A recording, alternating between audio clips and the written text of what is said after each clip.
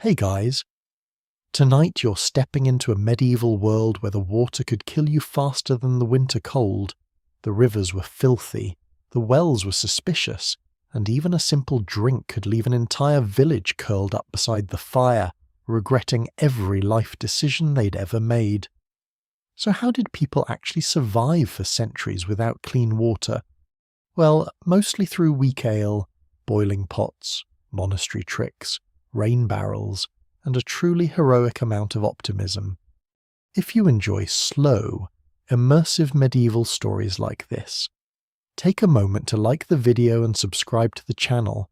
It really helps keep these journeys alive. Now settle in, lower the lights, and let's wander back into the muddy, smoky, water-soaked world of the Middle Ages. Hey guys, tonight you find yourself standing ankle-deep in cold mud outside a timber village long before sunrise, with river mist drifting low across the fields, and the smell of wet hay settling into your cloak like an unwanted house guest.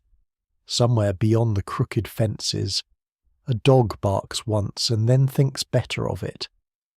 The bells of a distant monastery groan softly through the fog, marking an hour no sensible person should be awake to witness. Your boots are already soaked through. Smoke curls from peat fires beneath soot-black rafters, and every breath tastes faintly of damp straw, wood ash, and stable air. Medieval travel brochures really oversold this experience. You stand beneath a sagging awning while icy droplets slide from the edge of the roof directly onto your neck with astonishing precision. You probably would not last a week out here. Most people do not. Even the chickens look exhausted. So, before you get comfortable, take a moment to like the video and subscribe, but only if you genuinely enjoy what I do here. And while the fire crackles and the bells continue their sleepy muttering across the valley, feel free to comment your location and local time as well. Now, dim the lights, maybe turn on a fan for that soft background hum, and let's ease into tonight's journey together. The village wakes slowly around you, not with energy, but with resignation. A woman in a wool hood empties yesterday's rushes from her doorway into the lane, where they vanish into the mud beside cabbage leaves, horse dung, and something you decide not to identify too carefully. A cartwheel groans somewhere in the mist. The baker's boy trudges past carrying water buckets balanced across a shoulder pole, sloshing half their contents directly onto his own feet. Nobody here trusts water very much. That becomes clear almost immediately. You arrive thirsty after days on muddy roads, and the sight of the nearby stream feels briefly encouraging until you notice three separate problems unfolding along its banks. Upstream, two boys scrub laundry with ash soap while standing knee-deep in the current. Downstream, a butcher rinses animal skins beside a heap of flies. Directly in front of you, a goose stares into the water with the expression of a creature planning crimes. The villagers still use the stream, of course. They have little choice, but they use it carefully, suspiciously, and with habits learned over generations of unpleasant surprises. An old man warming his hands beside a smoking barrel notices you eyeing the water. He shakes his head before you can even ask. "Drink that too fast," he mutters, "and your belly will sing church hymns till sunrise." This apparently counts as medical advice. You follow him toward the village centre where a shallow communal well stands beneath a wooden canopy, darkened by rain and smoke. Iron hooks rattle softly in the morning wind. Women gather with buckets and clay jugs while children wait sleepily nearby wrapped in rough wool blankets. Nobody pushes, nobody laughs much. Water is serious business. The old man introduces himself only as Martin, which may or may not actually be his name.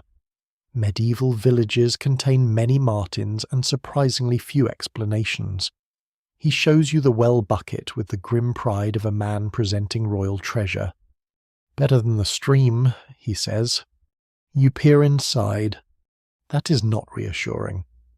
The water looks cloudy enough to hide secrets. Still, the villagers prefer it because the well sits near the chapel and farther from the tannery pits outside the walls. Distance matters. Smells matter. Even luck matters. Some swear water drawn before sunrise tastes cleaner. Others insist that noon water turns the stomach during warm months. No one can quite agree whether saints bless certain wells or whether frightened people simply convince themselves they feel better afterward. You begin to understand that surviving without clean water is less about certainty and more about endless caution. A woman with red, cracked hands lowers a fresh bucket carefully into the darkness below. The rope creaks. Everyone watches. When the bucket rises again, another villager drops in a small sprig of rosemary, not for flavour exactly, more for comfort. Herbs appear in nearly everything here eventually: ale, bedding, bathwater, poultices, prayers. Medieval people trust herbs the way modern people trust instruction manuals they never fully read. Martin gestures toward the village alehouse across the lane where warm yellow light glows through horn-pane windows. Safer in there, he says. And oddly enough, he may be right. The alehouse smells of yeast, smoke, damp wool, and onions frying in animal fat. Compared to the freezing yard outside, it feels almost luxurious. A half-blind dog sleeps beneath a bench near the hearth, while travellers warm stiff hands around cups of weak brown ale known as small ale, brewed with low alcohol but consumed constantly throughout the day. Children drink it, monks drink it, labourers drink it before breakfast. Because boiling water for brewing often makes it safer than plain water drawn fresh from uncertain wells. Not perfectly safe, of course. Medieval life rarely offers perfection, but safer. You accept a wooden cup from the innkeeper, whose beard appears to contain at least 2 entire winters. The ale tastes sour, smoky, and strangely comforting. Warmth spreads slowly through your chest. At a nearby table, a peddler unwraps smoked fish from cloth while complaining about water in the next town over. "Tasted like old boots," he grumbles. Another man nods solemnly. Could have been old boots. This somehow ends the discussion. Outside, daylight gradually crawls over the village. Thin smoke rises from thatched roofs. Geese patrol the lane like suspicious tax collectors. Somewhere a blacksmith begins hammering iron in slow, measured strikes that echo through the damp morning air. You wander beside the cottages while villagers begin their chores. Water touches every task. Women haul buckets for cooking pottage. Apprentices carry barrels to workshops. Stable boys chip ice from troughs during winter months. Brewers tend steaming vats.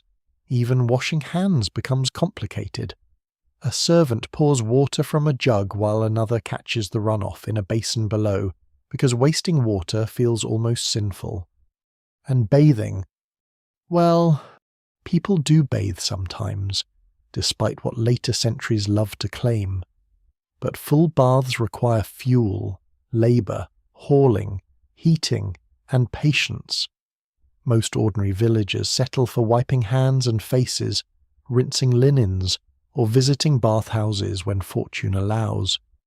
Besides, heavy perfumes and herbs often serve as companions to cleanliness. Lavender, mint, sage, juniper. A nobleman may smell less like roses and more like determined survival. Near the chapel wall you notice tiny scraps of cloth tied beside a weathered shrine dedicated to a local saint. Martin explains quietly that sick villagers sometimes leave offerings there before drawing water. For good health, he says. Does it work? He shrugs beneath his damp cloak. Some swear that it does.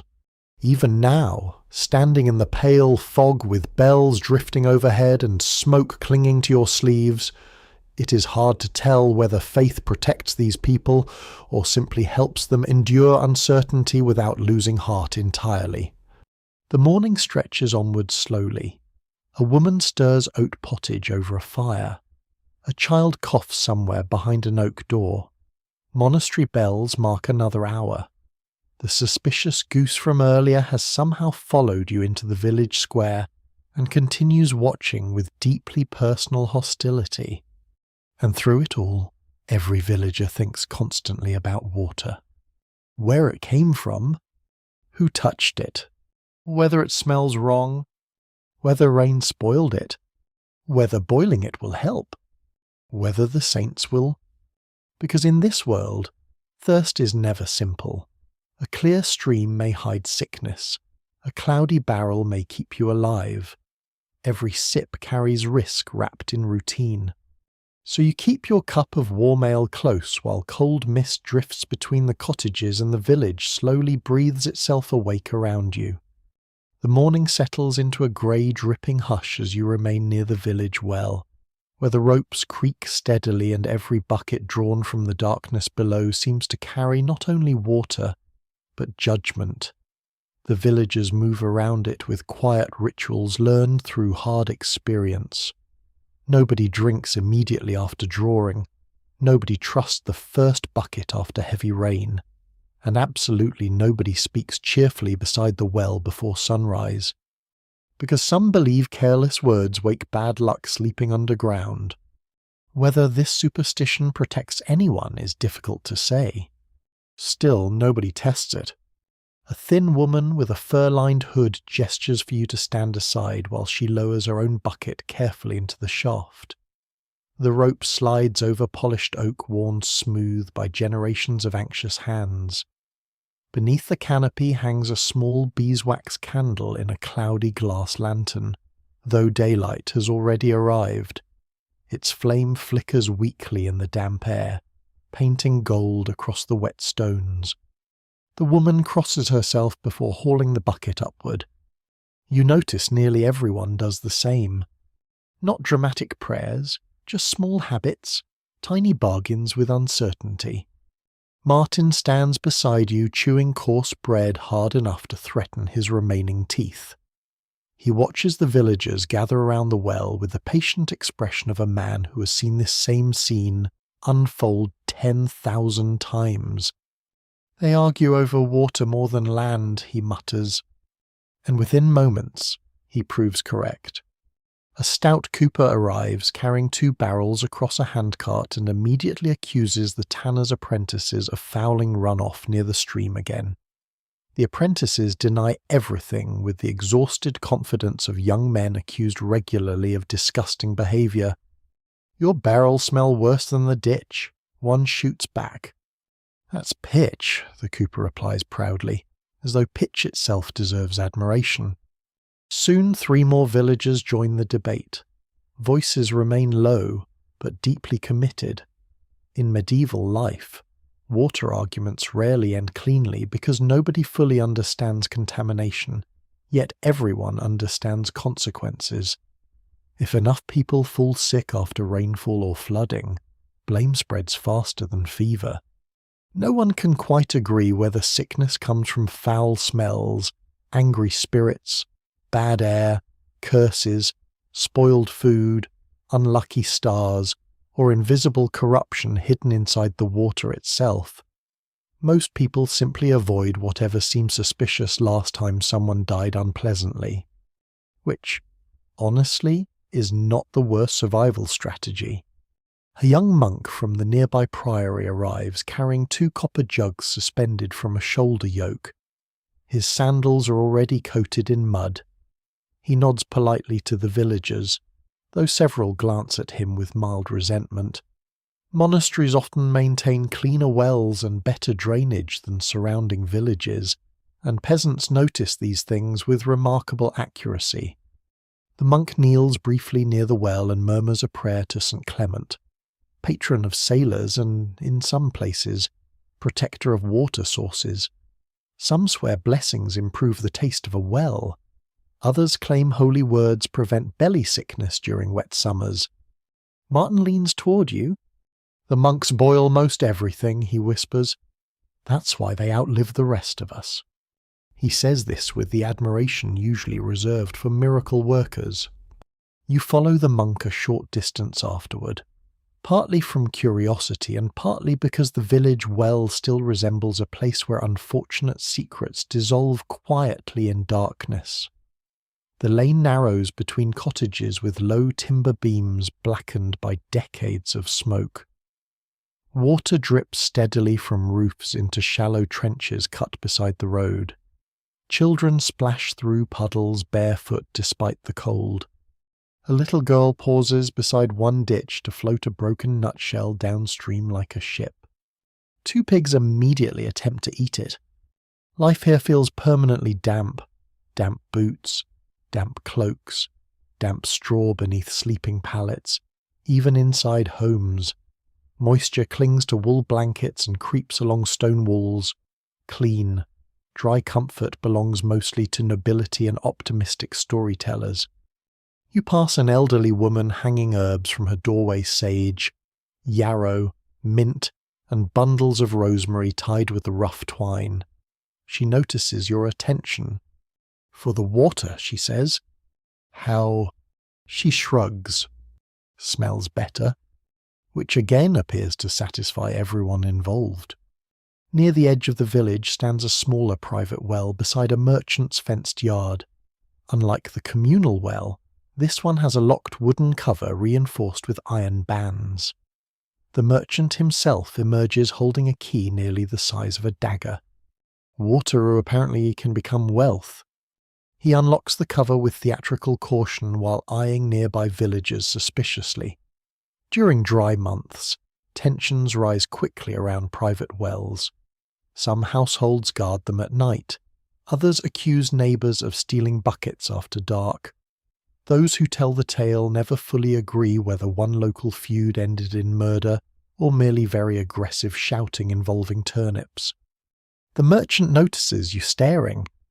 "People take liberties," he says darkly.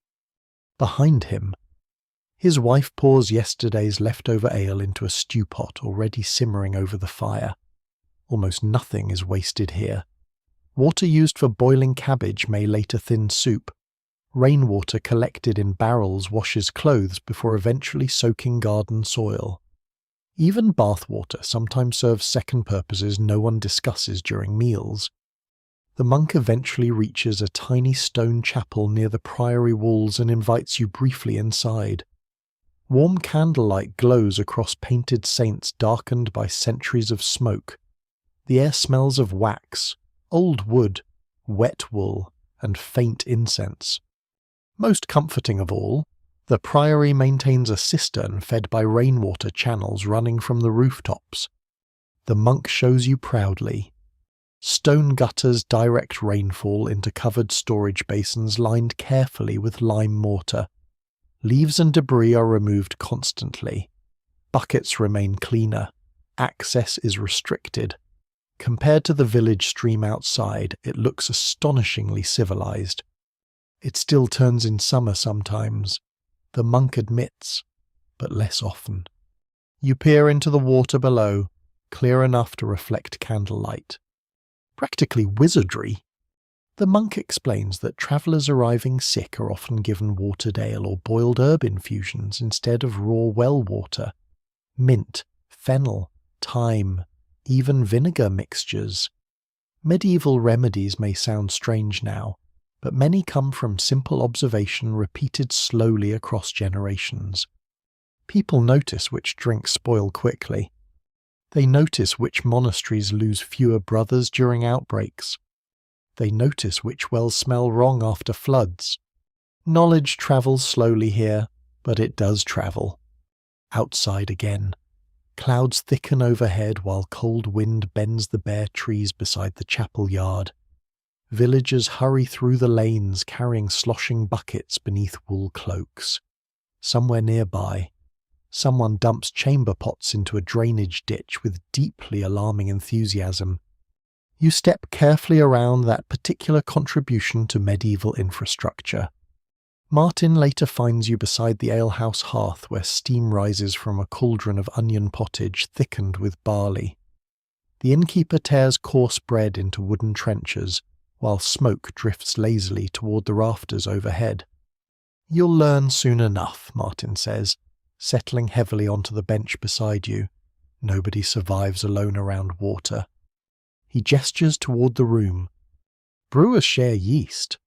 Neighbours warn each other about spoiled wells. Women trade herbs for stomach sickness. Monks ring bells during outbreaks. Travellers carry rumours of safer springs from distant towns. Even fear itself becomes communal. A cart rattles past outside carrying fresh barrels toward the market road. Rain begins again, soft at first, then steadier against the shutters. Everyone inside glances toward the sound instinctively. Rain means fuller wells, but also muddier runoff, and possibly trouble. The suspicious goose appears outside the doorway once more, somehow wetter and angrier than before. You honestly begin to suspect it knows things. The innkeeper pours another cup of warm small ale while firelight flickers across damp walls and weary faces. Around you, medieval life continues through caution, habit, prayer, argument, and endless hauling of uncertain water from uncertain ground. And somehow, day after day, most people survive it.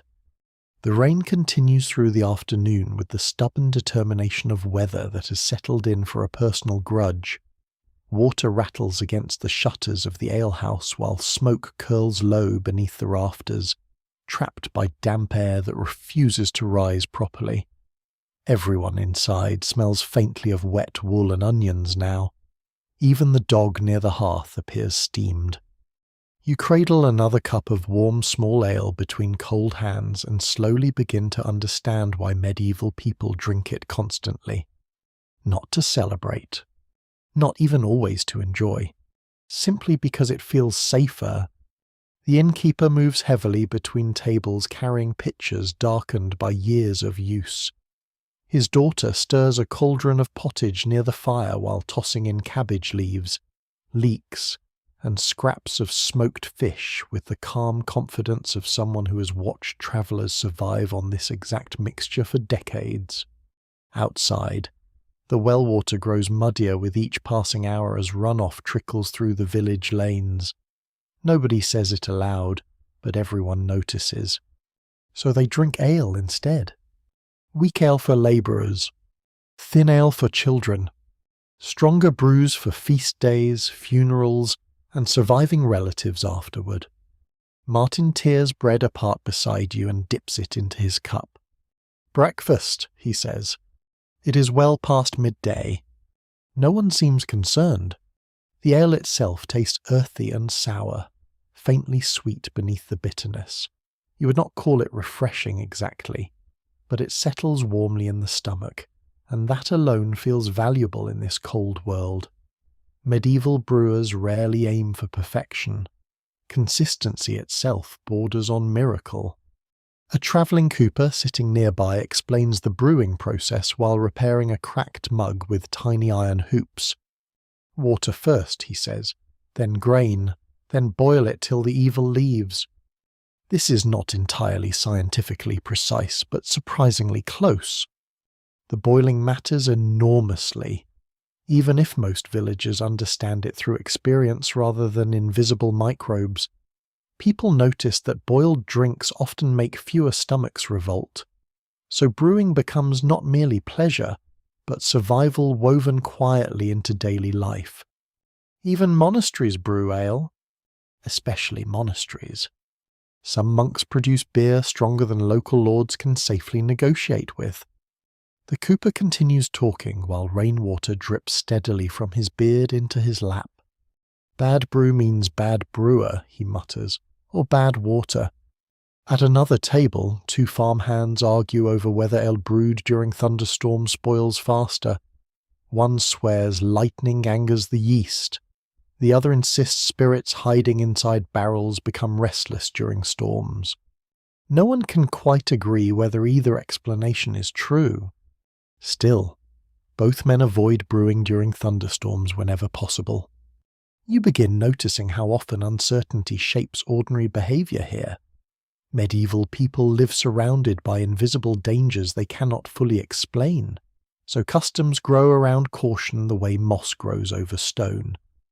The innkeeper's wife hangs bunches of dried juniper near the ale casks because her grandmother claimed it kept sickness away. A stable boy spits into the hearth before drinking his first cup each morning to confuse wandering spirits. A brewer down the road refuses to whistle near fermenting barrels after sunset. Oddly enough, the barrels probably survive regardless. Toward evening, the rain weakens enough for you to step outside again. The village lanes resemble brown rivers now. Water streams downhill between cottages carrying straw, ash, and cabbage scraps toward the lower ditch near the tanner's yard. Children float twigs through the runoff while mothers shout warnings nobody expects to be obeyed. Near the bakery, women gather beneath a lean-to roof beside several steaming kettles. One explains that during wet weeks they boil extra water before mixing dough or preparing soup. Another tosses handfuls of bitter herbs into the pot to strengthen it. You ask whether the herbs truly help. She considers carefully. Maybe, she says at last, but sick folk complain less when it smells pleasant. Fair enough. A brewer named Oswin invites you briefly into his workshop at the edge of the village. The building smells magnificent and terrible at the same time: malted grain, smoke, damp wood, yeast, and something sharply sour lurking underneath. Large vats line the walls beneath soot-black beams. Steam drifts upward through gaps in the roof. Apprentices stir mash with wooden paddles taller than themselves, while Oswin inspects bubbling barrels like a priest examining holy relics. Good ale keeps folk working, he says. And alive. He shrugs. Usually. This apparently counts as optimism. Oswin explains that weaker small ale ferments quickly and spoils quickly too, especially during warm months. Stronger ales last longer but require more grain, more labour, and more patience. Wealthier households store better barrels in cool cellars beneath stone foundations. Poor villagers simply drink what they can before it turns unpleasant. Sometimes very unpleasant. You notice several barrels marked with chalk crosses. Those gone bad, you ask? Those gone dangerous. He says it casually enough to make you reconsider accepting random beverages from strangers forever. One apprentice lifts a lid from a cooling vat, releasing warm clouds scented with grain and smoke. The mixture looks thick enough to patch castle walls. Yet from this muddy porridge comes one of the safest daily drinks available to ordinary people. Strange world. Outside the brewery stands a rain barrel catching runoff from the roof. Oswin keeps it covered carefully with linen cloth weighted by stones. He explains that fresh rainwater serves certain brewing tasks better than well water during muddy seasons. Cleaner from the sky, he says, though even he admits birds regularly ruin the theory. Nearby, a woman selling onions from a cart offers you a cup of something steaming from a clay pot hanging over coals. She calls it traveller's broth, though it appears mostly composed of hot water, vinegar, garlic, and hope. Surprisingly comforting. Garlic, onions, and vinegar appear constantly in medieval remedies. Some believe they protect against illness. Others simply value anything strong enough to overpower suspicious smells. By dusk, the clouds finally begin breaking apart over the valley. Bells ring from the monastery beyond the fields while smoke rises blue-grey into the cooling air. Villagers return home carrying buckets, ale jugs, and bundles of firewood balanced across tired shoulders. A few stop near the communal well one final time before nightfall. Even now they inspect the water carefully. One woman sniffs it first. Another peers at the surface for floating debris. An old man mutters a prayer before filling his bucket. Survival here depends less on confidence than constant small precautions repeated endlessly across generations. Back inside the alehouse, candles glow softly against dark timber walls. Travellers settle onto straw pallets near the hearth, while the innkeeper bolts the shutters against night wind. Someone begins humming a slow hymn, almost too quietly to hear. Martin sits beside the fire, rubbing warmth back into stiff hands. "You know the worst thing about bad water?" he asks. "The sickness. The waiting." You look at him. He pokes the fire thoughtfully with an iron rod. Sometimes folk drink from a bad well and nothing happens. Then 3 days later, half the lane can't stand upright. Silence settles briefly around the hearth. Rainwater still drips from the eaves outside. Somewhere beyond the shutters, the suspicious goose honks once into the darkness like a curse upon mankind. Martin sighs heavily. That creature will outlive us all. Honestly, he may be correct. The fire crackles lower while warm ale dulls the sharp edges of cold evening air. Around you, exhausted villagers prepare for another damp night in a world where every drink carries uncertainty, every storm reshapes survival, and every steaming cup of weak brown ale feels quietly, stubbornly precious. Morning arrives beneath a pale silver fog that clings low across the valley and turns the world soft around the edges. The rain has finally stopped, though every surface still glistens with dampness. Water drips steadily from roofs, fences, bare branches, and wagon wheels left leaning beside cottages overnight. The village smells strongly of wet earth and chimney smoke now, with a faint sourness rising from the ditches where runoff gathered in the dark. You leave shortly after dawn beside a narrow river road leading toward the next market town. Martin walks with you as far as the old mill bridge, carrying a sack of onions over one shoulder and muttering complaints about his knees, the weather, and geese in roughly equal measure.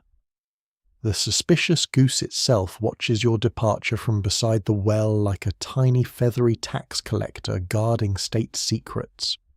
"I don't trust that bird," Martin says quietly. "Neither do you." The road follows the river closely, winding between muddy banks striped with reeds and frost-blackened grasses. Mist rises from the water in slow drifting ribbons while crows circle above distant fields. Somewhere ahead, unseen bells echo faintly through the fog. At first glance, the river seems beautiful. Cold, quiet, clean enough to mirror the pale sky overhead. Then you begin noticing how medieval life gathers around it. A washerwoman kneels beside the bank, beating linen against stones with astonishing violence. Farther downstream, a pair of fishermen gut river trout directly beside the current, tossing scraps into the water where smaller fish thrash eagerly beneath the surface. Beyond them stands a tannery shed leaking foul brown runoff into a shallow side channel. And farther still, a boy empties chamber pots from a cart. The river accepts everything without complaint. That, perhaps, is the problem. You pause near a willow tree where travellers have worn the bank smooth over generations. The water slips past silently beside your boots, carrying bits of straw, leaves, and unidentifiable foam. Medieval rivers serve as roads, drains, washing basins, marketplaces, fishing grounds, and sometimes graveyards. No one can quite agree whether flowing water cleanses itself naturally or merely carries trouble farther downstream. Most people choose not to think too deeply about it while drinking. A mill appears gradually through the fog ahead, its wooden wheel creaking rhythmically beside the river bank. Water churns white beneath the paddles while grain carts wait nearby in deep mud. The miller himself stands outside, adjusting a leather hood against the cold wind. He eyes the river suspiciously. Flooded twice last spring, he tells you. Ruined half the grain.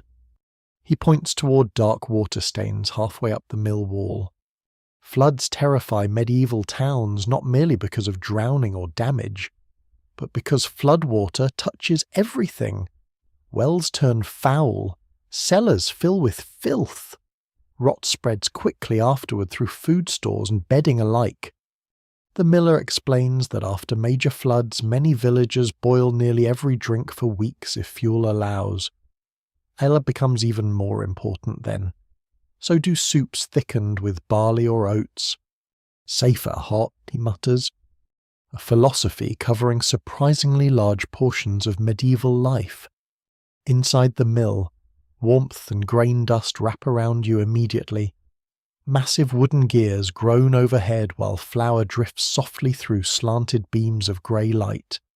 Apprentices haul sacks across creaking floorboards, coated white with powder. The miller's wife serves onion broth from a steaming pot near the hearth.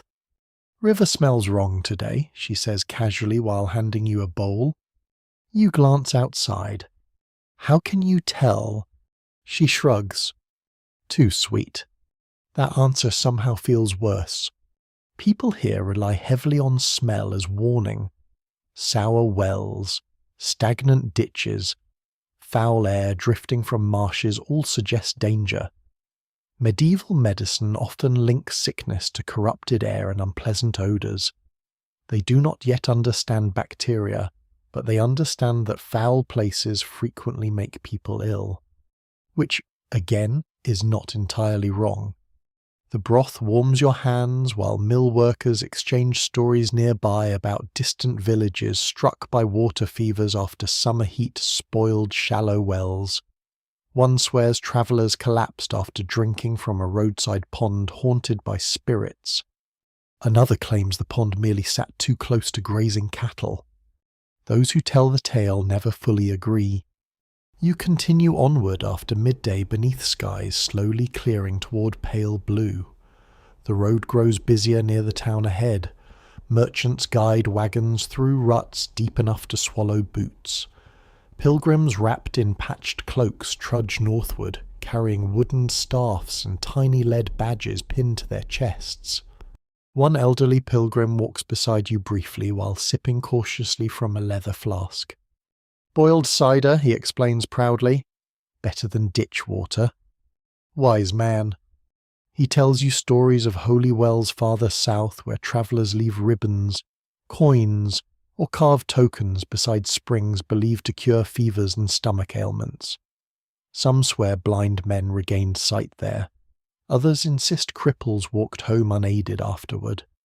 Even now, it's hard to tell whether faith heals people, whether cleaner spring water helps more than expected, or whether desperate travellers simply cling to hopeful stories during difficult journeys.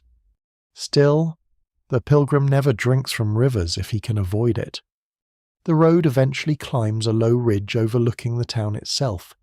Stone walls rise beside the river crossing, smoke drifting above clustered rooftops within.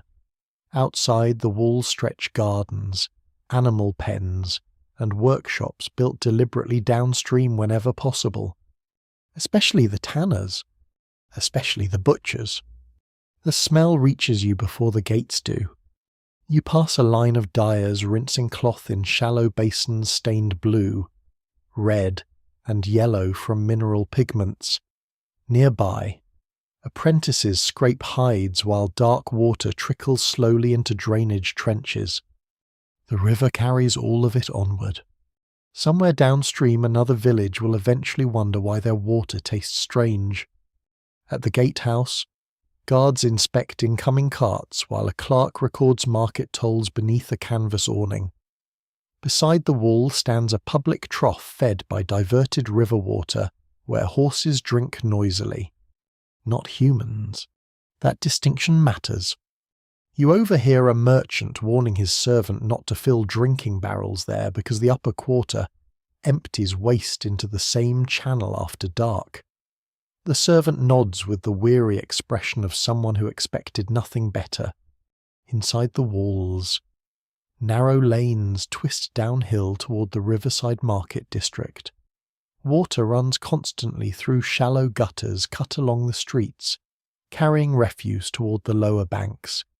Children leap across them effortlessly. You fail once and soak half your boot. Several nearby boys laugh with the merciless joy unique to medieval children witnessing adult humiliation. The town feels louder than the village left behind. Hammers ring from smithies. Vendors shout over baskets of eels and onions. Smoke drifts between tightly packed timber buildings, leaning over the lanes like tired old men listening for gossip. Yet beneath all the noise runs the same quiet concern surrounding water. Women queue beside public fountains. Servants haul barrels uphill. Brewers inspect deliveries carefully. Cooks boil stew pots endlessly. Everyone watches the river, because the river gives life to the town while threatening it constantly at the same time. As evening approaches, bells ring from a nearby chapel, while cold wind sweeps along the waterfront carrying smells of fish, smoke, wet rope, and muddy reeds. Lanterns flicker alive one by one beside the market stalls. You pause on the bridge overlooking the darkening water below. The river slides silently beneath the arches, carrying reflections of torchlight downstream into gathering dusk, along with ashes, refuse, secrets, prayers, sickness, and survival itself.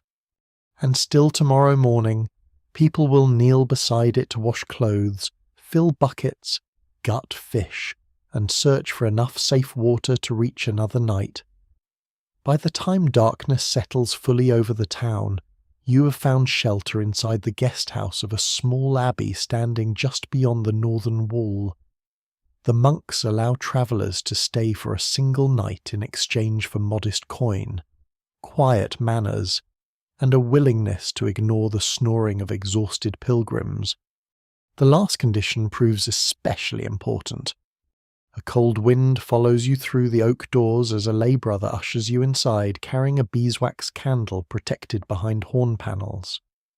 Warmth rolls gently through the stone corridor ahead, along with scents of old parchment, wet wool, rosemary smoke, and something pleasantly simmering in the kitchens below. Compared to the muddy town outside, the abbey feels strangely ordered. Not luxurious exactly, simply calmer. Water drips from gargoyle spouts into carefully cut stone drains along the cloister yard. Covered channels guide rainwater neatly away from walkways. Wooden buckets stand upside down instead of abandoned in the mud. Even the rushes scattered across the floors smell faintly fresh. You realize almost immediately that monasteries survive partly because they organize things other people leave to chance. A thin monk named Brother Aldrich leads you toward the guest hall carrying a ring of iron keys large enough to frighten lesser saints. His robe sways softly over the flagstones while distant bells hum somewhere deeper within the abbey. You arrive before the night frost, he says quietly. That is fortunate. You are beginning to suspect medieval people define fortunate very generously. The guest hall contains a long hearth, several rough sleeping pallets stuffed with hay, and 3 weary pilgrims already asleep beneath wool blankets despite the noise from the kitchens. One snores like collapsing masonry. Brother Aldrich sets down a clay pitcher beside the fire. Boiled mint water, he explains, for travellers. You stare at the steaming cup he pours. Not ale, actual water, though heavily boiled and scented with mint leaves strong enough to wake forgotten ancestors. It tastes surprisingly clean. Brother Aldrich notices your surprise and smiles faintly. The cisterns were scrubbed before winter, as though this sentence alone explains civilization. Later, after warming yourself beside the hearth, you follow the monk into the cloister yard where moonlight silvers the wet stone paths between narrow garden beds. Frost gathers softly along the edges of the herb plots: sage, fennel, hyssop, rue, and lavender swaying gently in the cold night air. At the centre of the courtyard stands the abbey cistern. Covered. Locked. Protected more carefully than some noble treasuries. Brother Aldrich lifts the wooden lid enough for you to peer inside. Rainwater glimmers below in dark stillness, reflecting candlelight from the arcade windows overhead. We collect from the roofs, he explains. Less corruption than the river. He gestures upward toward the slanted slate roofs where gutters channel rainfall through lead pipes into underground storage chambers lined with stone and lime mortar. The system feels astonishingly advanced compared to the village wells you left behind. Not perfect, certainly. During hot summers, algae grows, barrels spoil, birds fall into gutters with unfortunate consequences. Still, the monks maintain routines surrounding water with near-religious discipline. Perhaps because, for them, it is religious discipline.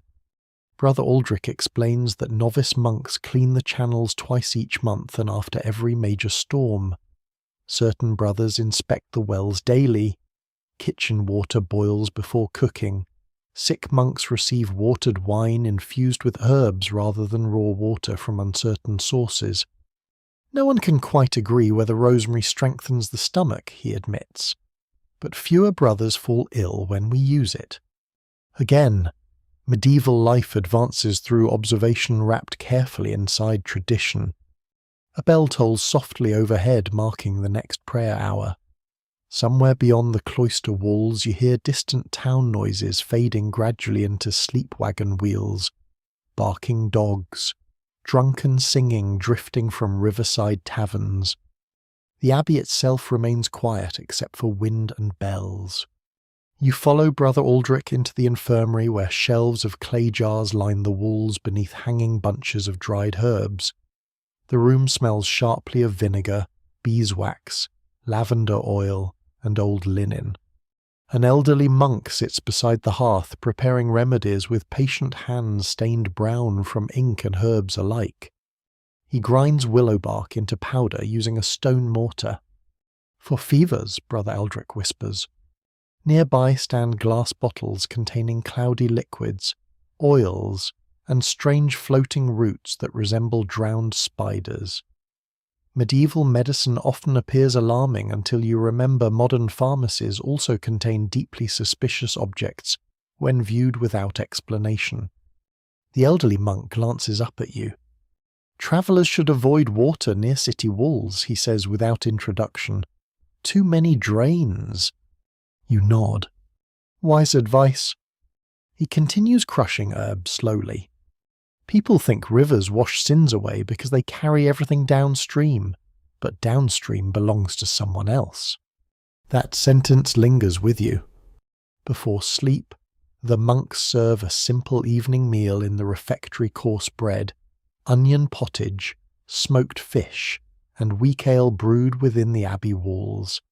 Candles flicker along narrow tables while shadows sway softly across painted saints overhead.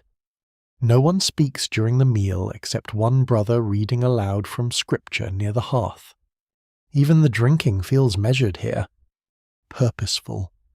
You notice water pitchers placed only near the monk's table, while most guests receive ale or watered wine instead. A young novice quietly refills cups from a steaming kettle infused with mint and thyme.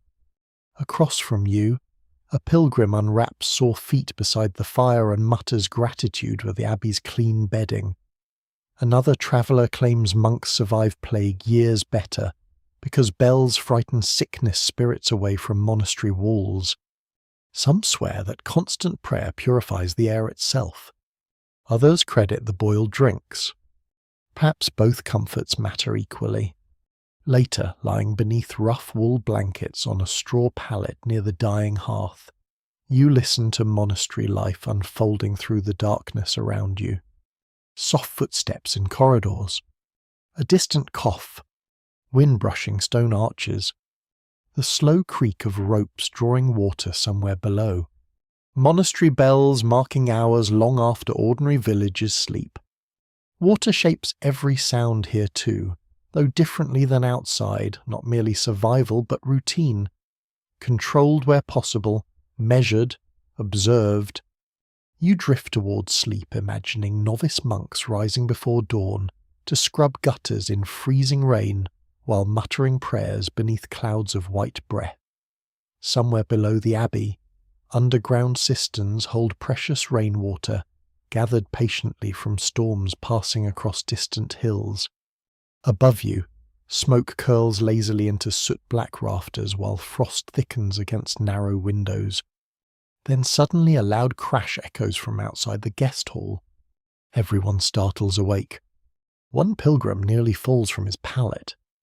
A sleepy monk opens the door cautiously with candle raised. After several tense moments, he sighs deeply. "The goat," he mutters. Apparently the abbey goat has escaped again and knocked over 2 empty rain barrels in the courtyard. No one seems surprised. Even monasteries, it turns out, remain medieval.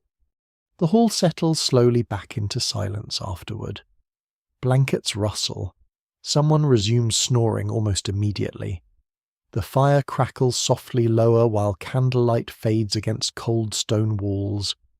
And in the quiet heart of the abbey, beneath bells and frost and drifting smoke, carefully gathered water waits patiently in darkness below the cloisters, guarded by habit, prayer, and generations of cautious hands. Dawn enters the abbey softly, filtered through pale frost and thin grey clouds drifting above the cloister roofs. Bells begin long before sunrise, low and steady, rolling through the stone corridors like slow breaths. You wake beneath wool blankets stiff with cold around the edges, while somewhere nearby a novice struggles heroically with firewood that appears determined not to burn. The abbey smells of wet ashes, old books, and boiling herbs. Honestly, it is becoming oddly comforting. Brother Aldrich brings travellers warm oat pottage shortly after first prayers, along with cups of weak ale steamed gently beside the kitchens overnight. Outside, frost whitens the courtyard stones while the cistern lid glimmers silver beneath a thin crust of ice. The monks move calmly through the cold morning carrying buckets, candles, and armfuls of rushes for the chapel floor. One brother scrapes frozen leaves from a drainage grate with the seriousness of a man defending Christendom itself. Perhaps he is.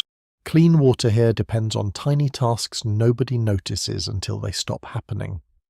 You leave the abbey after sunrise alongside merchants heading toward the market quarter inside the town walls. The streets already thrum with activity despite the cold. Smoke rises from cook fires. Cartwheels grind through frozen mud. Somewhere ahead, a fishwife shouts prices with enough force to wake buried kings. The market square spreads around a public stone conduit fed by pipes leading from springs outside the town.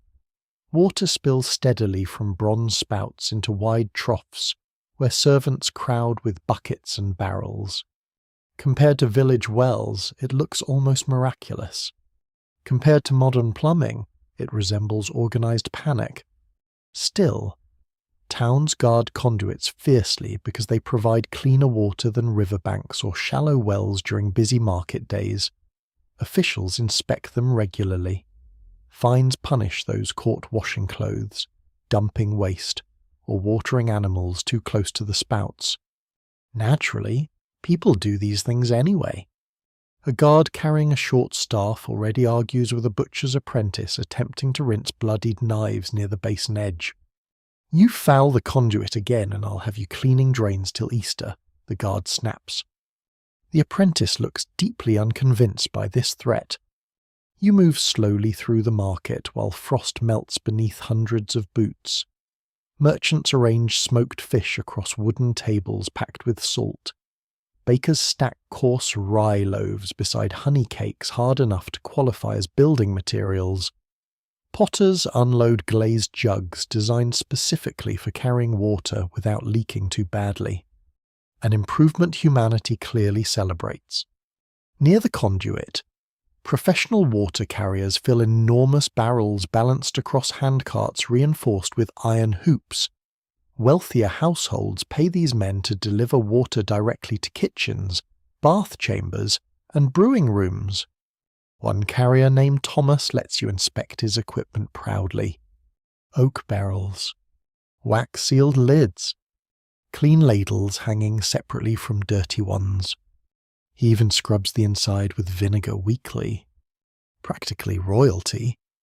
People trust water more when the barrels smell right, Thomas explains. You ask whether vinegar truly helps.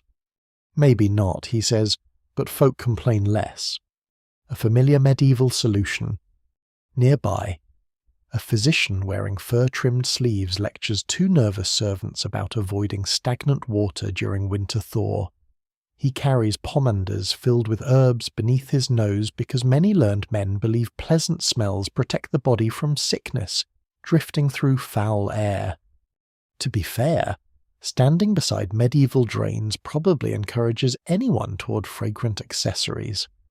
The physician pauses near the conduit and examines the water carefully before allowing his servant to fill a jug. Clear enough, he mutters. That phrase follows you throughout the day. Not perfectly clean, not unquestionably safe, simply clear enough. At the edge of the square, you discover a line of brewers purchasing spring water directly from town officials. Better water produces better ale, and better ale attracts customers who prefer not collapsing after supper. One brewer complains bitterly that upstream farmers muddy the channels after heavy rain. Another insists the true problem comes from laundresses dumping ash soap too near the source. No one can quite agree whether the conduit itself ever truly stays clean during crowded seasons. Yet everyone depends on it. A church bell rings overhead, while pigeons scatter from the rooftops in a whirl of grey wings. Children chase each other between market stalls carrying hot onion pies wrapped in cloth. Somewhere a blind musician plucks softly at a lute beside the fountain steps. And through it all, water moves constantly. Buckets slosh. Barrels creak. Spouts splash steadily into stone basins worn smooth by generations of hands.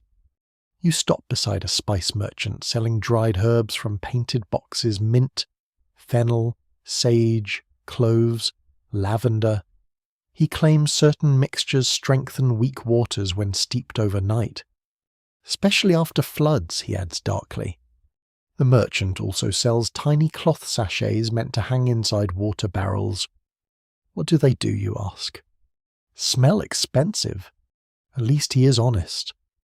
Toward midday, town officials inspect the conduit itself.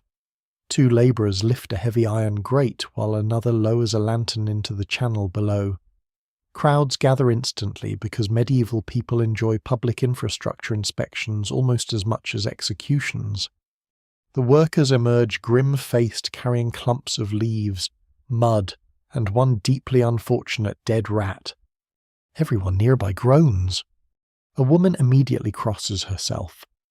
A brewer curses softly into his beard. The officials order extra boiling for drinking water until the channels clear completely. Suddenly every kettle in town becomes valuable. You follow the scent of steam toward a cookshop where enormous cauldrons bubble beside the hearth. Travellers crowd shoulder to shoulder, drinking hot broth thickened with barley and cabbage, while servants refill jugs from kettles hanging over open fires. A tired woman beside you mutters, "At least boiling kills the taste." That feels optimistic. The cook-shop owner explains that during suspicious weeks, many households rely heavily on soups, warmed ale, and boiled infusions. Tea has not yet conquered Europe, but herb drinks already flourish everywhere. Mint for the stomach, sage for fevers, fennel for digestion, vinegar for nearly everything else. Outside again, the square grows busier, as afternoon sunlight weakly pierces the clouds overhead. Pilgrims arrive coated in road dust. Farmers unload turnips and salted eels. Monks purchase grain for the abbey kitchens using careful lists copied by ink-stained scribes. And always, as people drift toward the conduit carrying empty vessels, you notice how differently rich and poor approach the water. Wealthier households send servants with covered jugs. Poor labourers drink quickly from shared cups. Street children scoop handfuls directly from the basin when guards look elsewhere. Risk follows poverty closely here. As evening approaches, frost begins forming once more along the shaded edges of the square. Water carriers hurry through the lanes before darkness freezes the upper troughs overnight. Bells ring for vespers while smoke thickens above the rooftops. You stand one final time beside the conduit watching water spill endlessly from bronze mouths into crowded basins below. Not pure, not fully trusted, but precious enough that an entire town bends daily life around its careful use. And somewhere beneath the stone streets, hidden channels continue carrying cold spring water carefully downhill, while cooks boil kettles, brewers guard barrels, officials inspect drains, and ordinary people search constantly for something simple enough to drink safely until morning. You leave the market quarter near sunset alongside a wagon train bound uphill toward the Lord's Keep overlooking the town. Frost crunches beneath boots and cart wheels, while the last daylight fades pale gold behind distant hills. Above you, the castle rises slowly through drifting chimney smoke and evening mist, thick stone walls, narrow towers, and banners hanging limp in the cold air like exhausted birds. From below, it appears powerful. From closer up, it mostly appears damp. A guard at the outer gate examines travellers with sleepy suspicion, while another warms his hands over a brazier smelling strongly of charcoal and burnt onions. The drawbridge groans beneath passing carts loaded with barrels, sacks of grain, salted fish, and winter firewood. Water enters the castle constantly in one form or another, and vanishes just as quickly. Inside the outer ward, servants hurry between kitchens, stables, and storehouses carrying sloshing buckets balanced carefully against the cold. Horses snort steam into the evening air. Somewhere nearby, smiths hammer iron beneath open sheds while smoke rolls across the courtyard in grey waves. The keep itself towers overhead with narrow slit windows glowing amber from torchlight within. You expect castles to feel grander somehow. Instead, they feel practical.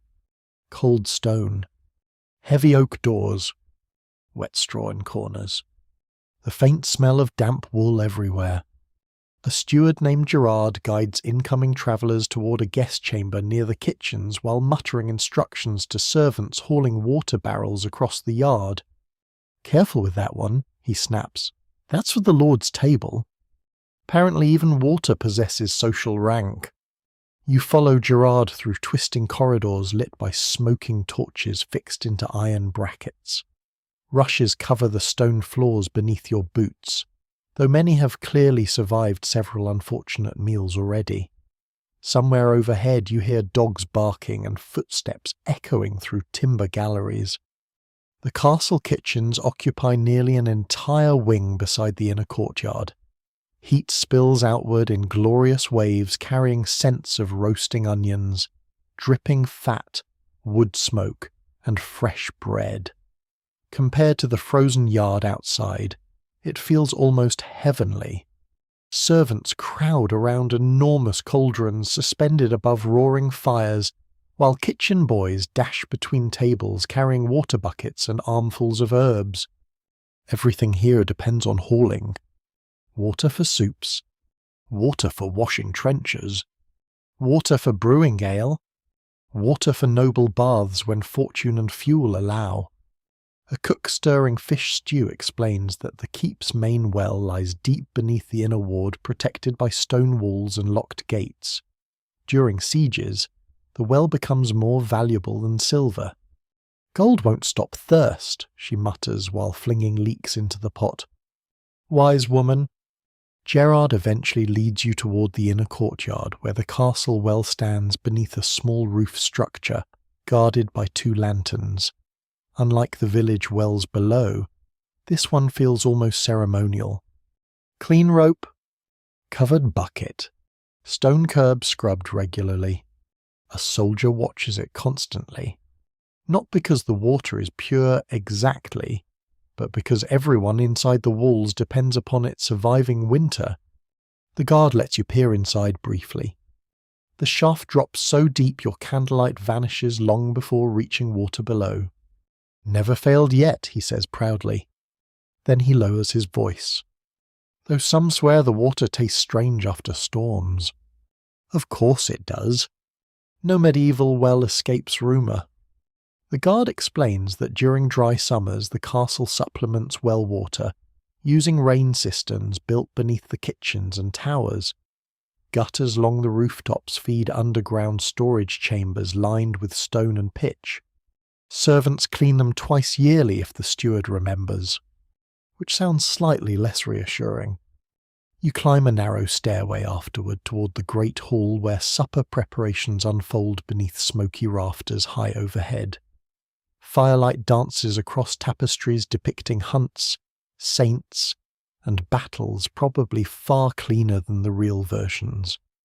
Long tables fill the chamber while servants place trenchers, ale jugs, and salt bowls beneath flickering candlelight. At the high table, silver cups wait beside pitchers of watered wine imported at astonishing expense from warmer lands. Most ordinary people below drink ale instead. Again, not merely preference. Practicality. A noblewoman wrapped in fur-lined blue wool complains quietly to her steward about the taste of recent well water. The steward promises to send for fresh spring barrels from the monastery tomorrow morning. Wealth purchases options. That alone changes survival. Below the hall, castle servants eat beside the kitchens crowded shoulder to shoulder around steaming pots of pottage. One scullery maid tells you the servants boil nearly everything after autumn rains, because the lower cistern turned wicked last year. You ask what happened. 3 cooks and a stable boy lost both ends of themselves for a week. A vivid diagnosis. Another servant claims the trouble came from dead pigeons trapped in the gutter channels. Others blame stagnant barrels near the laundry sheds. Those who tell the tale never fully agree. You help carry buckets briefly from the well to the kitchens and quickly discover why medieval servants develop shoulders like draught horses. The rope burns your palms despite the cold. Water sloshes across your boots with every step. And this is only evening supply. Imagine siege conditions. Hundreds of people packed behind walls. Winter stores shrinking. Wells dropping lower each week. Suddenly every spilled cup matters. In one corridor near the chapel you encounter an elderly castle physician carrying bundles of herbs beneath his cloak. He smells strongly of vinegar and rosemary. Drink warmed liquids in winter. He advises immediately without greeting that cold water weakens the humours. Medieval medicine loves humours. Too much heat, too much cold, too much dampness, too much dryness, all believed capable of unbalancing the body. Water therefore becomes not merely nourishment, but a substance requiring careful management according to season, age, and temperament. The physician insists snow water chills the stomach dangerously. Another servant later tells you melted snow tastes cleaner than well water during hard winters. Everyone survives through conflicting certainties. Night deepens around the keep while frost whitens the battlements outside. A watchman crosses the walls carrying a lantern that glows softly through arrow slits above the courtyard. In the kitchens, servants continue boiling kettles long after supper ends.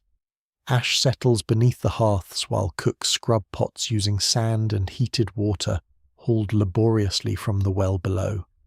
A stable boy pours leftover ale into horse mash rather than waste it. Even animals drink carefully here.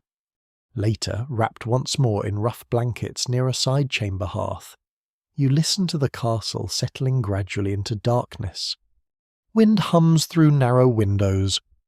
Chains rattle softly at the drawbridge. Somewhere deep below, unseen servants still draw water from the well by lantern light. The entire fortress depends upon that hidden darkness beneath the stones. Not swords, not banners, not walls, water, because even the mightiest castle eventually kneels before thirst. And throughout the cold night, while nobles sleep beneath heavy furs and guards pace frozen battlements above, buckets continue rising steadily from the depths below the keep, uncertain water hauled patiently upward by tired hands keeping everyone alive one more winter evening.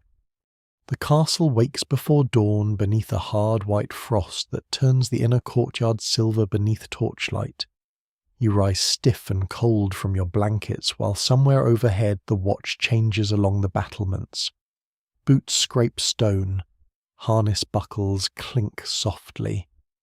A horse coughs in the stables below with the tragic weariness of a creature fully aware it lives in medieval weather. The kitchens already roar with heat. Servants stumble through the corridors carrying water buckets with the glazed-eyed determination of people who have not truly slept since harvest season. The castle well creaks steadily outside while ropes hiss against damp stone in the darkness below. You warm your hands near the ovens while cooks prepare oat porridge and weak ale for the household.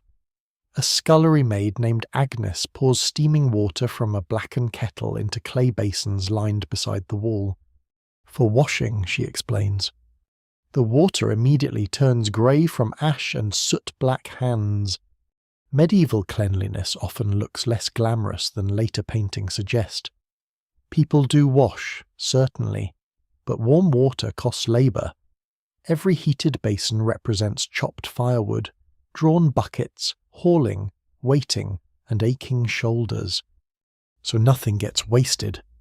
After the basins cool, servants carry the leftover water downstairs to scrub floors or rinse kitchen tools. Even greasy dishwater finds second purposes eventually. Outside, pale clouds gather overhead while cold wind rattles banners along the towers. Agnes nods toward the sky uneasily. More rain coming! That sentence changes the mood immediately. Rain fills cisterns. Rain also fouls roads, floods drains, muddies wells, and turns half the castle courtyard into a swamp smelling faintly of horse tragedy. Still, water from the sky remains precious. By mid-morning, servants begin preparing the rain barrels positioned beneath the keep's gutter spouts. Large wooden tubs stand beside stone walls reinforced with iron bands and heavy lids. Some contain clean cloth stretched across the openings to catch leaves and debris before water settles below. Agnes checks each barrel carefully. Last autumn a cat drowned in one, she says casually. You pause. How long before anyone noticed? She thinks, longer than ideal. Fair. Castle households treat rainwater differently from well water. Rain collected cleanly from rooftops often serves laundry, bathing, brewing, and cooking during dry periods. Nobles sometimes prefer it for washing hair because some swear softer water leaves fewer tangles. No one can quite agree whether that is true. But medieval ladies discuss hair care with the seriousness of military strategy. The first drops begin shortly after noon, soft at first, then steady. Rain taps against shutters, splashes from roof edges, and rattles through the courtyard drains in widening streams. Servants hurry outside, securing barrel lids and clearing gutter mouths with hooked poles. You help Agnes drag one heavy tub closer beneath the stone gargoyle spout jutting from the chapel wall. Water gushes suddenly from its carved mouth moments later, splattering both of you instantly. Agnes sighs deeply. The saints enjoy jokes. Within minutes the barrels begin filling. The rainwater smells startlingly fresh compared to the muddy wells below town. Cold air sharpens everything wet stone, wood smoke, damp wool, distant horses. Above the courtyard, grey clouds boil low over the towers while gutters pour silver streams into waiting tubs. A steward walks the grounds inspecting collection points with an expression suggesting he personally distrusts weather itself. "Cover these barrels," he orders, birds nesting under the chapel roof again. Reasonable concern. A stable hand nearby tells you some households place silver coins inside rain barrels because they believe precious metal keeps water sweet longer. Others float sprigs of rosemary or juniper atop stored water to discourage foulness. Some swear by charcoal dropped into cisterns. Others trust prayers painted above the lids. And a few simply hope for winter frost to kill whatever lurks inside. You shelter eventually beneath a covered passage where laundresses boil linens in enormous vats beside roaring fires. Steam fills the air thick enough to blur candlelight. Women stir cloth with long wooden poles while gossip flows faster than the rain outside. One laundress explains that rainwater works better for washing than hard well water because soap leathers more easily. Another insists thunderstorm water ruins wool blankets permanently. The debate grows surprisingly intense. Meanwhile, a third woman quietly hangs tiny protective charms above the steaming vat's braided straw crosses tied with blue thread. "For luck," she mutters. Luck remains extremely popular in medieval housekeeping. Toward evening, the rain intensifies further until the entire castle seems wrapped in endless rushing sound. Water cascades through stone channels beneath the courtyards, while servants race to empty overflowing barrels into underground storage chambers. You follow Agnes below the kitchens, carrying lanterns through narrow stairways damp with condensation. Beneath the keep stretches a maze of cool storage rooms lined with ale casks, salted meat barrels, sacks of grain, and several massive cisterns sealed beneath heavy oak covers. The air smells cold and mineral-rich here. Almost cave-like. Agnes lifts one lid carefully while another servant pours fresh rainwater through linen strainers into the darkness below. "Cleaner this way," she says. Though even she admits stored water sometimes turns stale after long summers. Then cooks boil it heavily with herbs or vinegar before serving. A thin kitchen boy nearby whispers that spirits live beneath old cisterns and spoil neglected water out of spite. Agnes snorts. Rats spoil it faster. Probably true. Still, nobody laughs too loudly underground. The castle chaplain later blesses several storage barrels near the kitchens while servants watch respectfully. He dips rosemary branches into a silver bowl and sprinkles water across the lids while murmuring Latin prayers beneath candlelight. Whether the blessing purifies the barrels or simply reassures anxious servants hardly matters. Fear itself becomes exhausting after enough bad winters. And medieval people endure many bad winters. By nightfall, the rain finally weakens to soft dripping along the walls. Fog gathers low across the outer yard while torches hiss in damp air. From the battlements above, guards peer into darkness where distant town lights shimmer beside the river below. Inside the great hall, nobles dine beside roaring fires while musicians play softly near the hearth. Servants move between tables carrying pitchers of warmed wine, ale, and boiled herb water infused with cloves. No raw well water appears anywhere tonight. Not after this storm. You sit near the kitchens afterward beside Agnes and several exhausted servants warming themselves round a brazier. Steam rises gently from drying cloaks hung overhead. One older cook rubs aching hands and mutters, "Rain either saves the year or ruins it." No one argues. Outside, the freshly filled barrels wait silently beneath dripping eaves while underground cisterns cool in darkness below the keep. Tomorrow the household will depend upon that stored rainwater for cooking, brewing, washing, and surviving another uncertain season. And all across the medieval world tonight in castles, monasteries, villages, and roadside inns people listen to rain striking rooftops with equal measures of gratitude and suspicion, praying the water remains clean enough to carry them safely towards spring.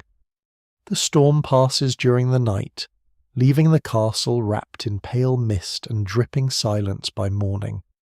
Water falls steadily from every roof edge and gargoyle mouth into puddles reflecting the grey winter sky.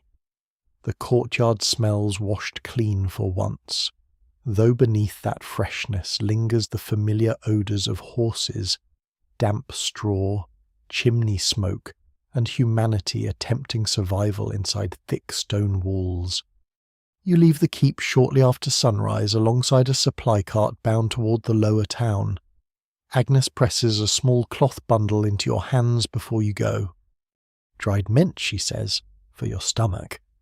You thank her sincerely because at this point you would probably accept medical advice from decorative shrubbery. The town below still glistens from rain. Gutters rush beside the lanes, carrying muddy runoff downhill toward the river, while merchants reopen shutters and sweep soaked rushes from shop floors into the streets. Smoke rises lazily above the rooftops where cook fires already simmer. Everyone talks about the storm. How full the barrels became. Which wells turned cloudy? Whose cellar flooded? Which pig escaped? Medieval conversations often include pigs with surprising regularity. You follow the river road toward the poorer quarter near the eastern ditch where herbalists, healers, and bone setters keep their workshops beyond the expensive market streets. The lanes narrow here between leaning timber houses patched with old boards and straw. Water gathers thickly beneath your boots while laundry drips from overhead ropes like surrender flags after battle. At the end of one crooked alley stands a low cottage with bundles of herbs hanging beneath the eaves and tiny clay charms tied beside the doorway. This, apparently, is where the healer lives. A faded painted sign above the entrance shows a mortar and pestle surrounded by stars. No one can quite agree whether the stars represent medicine, astrology, or simply a man who once became overly ambitious with paint. Inside, warmth and strange smells wrap around you immediately. The room glows amber beneath candlelight reflecting from rows of glass bottles, hanging roots, dried flowers, and bunches of herbs suspended from ceiling beams blackened by decades of smoke. Vinegar sharpens the air alongside lavender, garlic, rosemary, and something bitter enough to sting your eyes. A woman sits beside the hearth grinding leaves into paste with patient hands stained green and brown. She introduces herself as Isabel, or perhaps merely allows you to assume that. Medieval healers often prefer mystery. Without asking questions, she pours steaming liquid into a clay cup and hands it to you. "What is it?" you ask cautiously. "Useful?" Comforting answer. The drink tastes of mint, honey, vinegar, and profound regret. Yet warmth spreads pleasantly through your chest almost at once. Isabel nods toward the cup. "Boiled twice." As though that explains everything. Perhaps it does. Shelves line the walls stacked with remedies for nearly every known misery. Willow bark for fevers, garlic infusions for coughs, sage mixtures for digestion, dried fennel, rue, chamomile, elderflower, juniper berries, and always endless jars of vinegar. Medieval people trust vinegar deeply. They wash with it, mix it into drinks, clean wounds using it, and sprinkle it through rooms during outbreaks because sharp smells supposedly resist corruption in the air. To be fair, it probably discourages several other things too. Isabel lifts a small copper kettle from the fire and adds handfuls of herbs into steaming water while explaining her methods in calm, measured tones. Bad water weakens the belly first, she says. Then the rest follows. She claims boiled herb infusions cause fewer sicknesses during wet seasons than raw water from crowded wells. Whether through practical experience or simple luck, many healers arrive at surprisingly useful conclusions this way. Observation becomes wisdom slowly repeated. You notice several tiny charms hanging beside the hearth-carved bone hands, braided straw knots, little cloth bags stuffed with herbs and tied using red thread. For protection, you ask? Against fear, Isabel replies. That answer lingers quietly. Because fear surrounds water constantly here. Fear of spoiled wells. Fear of unseen sickness. Fear after floods. Fear during summer heat when barrels turn foul and streams shrink low beneath buzzing flies. People crave reassurance almost as much as remedies. A young mother soon arrives carrying a flushed child wrapped tightly in blankets. Isabel checks the boy's forehead, then instructs the mother to boil all drinking water for several days and steep mint leaves before serving. No river water, she warns firmly. The mother nods with exhausted seriousness. Such advice spreads through medieval towns like whispered survival maps. Avoid this well after rain. Boil water during fevers. Add herbs when barrels smell strange. Trust springs over ponds. Beware downstream ditches near tanneries. Knowledge travels person to person long before books reach ordinary households. Outside the cottage, fog thickens again while church bells echo faintly through the damp lanes. A pair of apprentices carry buckets from a nearby public pump, sloshing water onto frozen cobbles with every step. One bucket smells sharply metallic. The other smells faintly swamp-like. Neither boy appears surprised. Isabel later leads you into a tiny back garden enclosed by leaning fences and patches of winter frost. Rain barrels stand beneath the roof edge, carefully covered with linen screens weighted by stones. Only for washing herbs, she says, not drinking unless boiled. She taps one barrel thoughtfully. Rain begins clean, roofs do not. Wise again. Near the fence grows a patch of wormwood silvered with frost. Isabel claims certain herbs cool angry waters when steeped properly. Some swear thyme prevents stomach sickness during pilgrimages. Others hang garlic over wells to ward off corruption drifting upward from beneath the earth. Even now, it is hard to tell where medicine ends and superstition begins. Perhaps medieval people do not separate them as neatly as later centuries prefer. Inside once more, Isabel prepares another remedy for an elderly labourer complaining of cramps after drinking from roadside puddles during the storm. You drank ditch water, she asks flatly. The man shrugs. I was thirsty. She stares at him for several long moments before adding extra vinegar to his cup with visible spite. Fair response.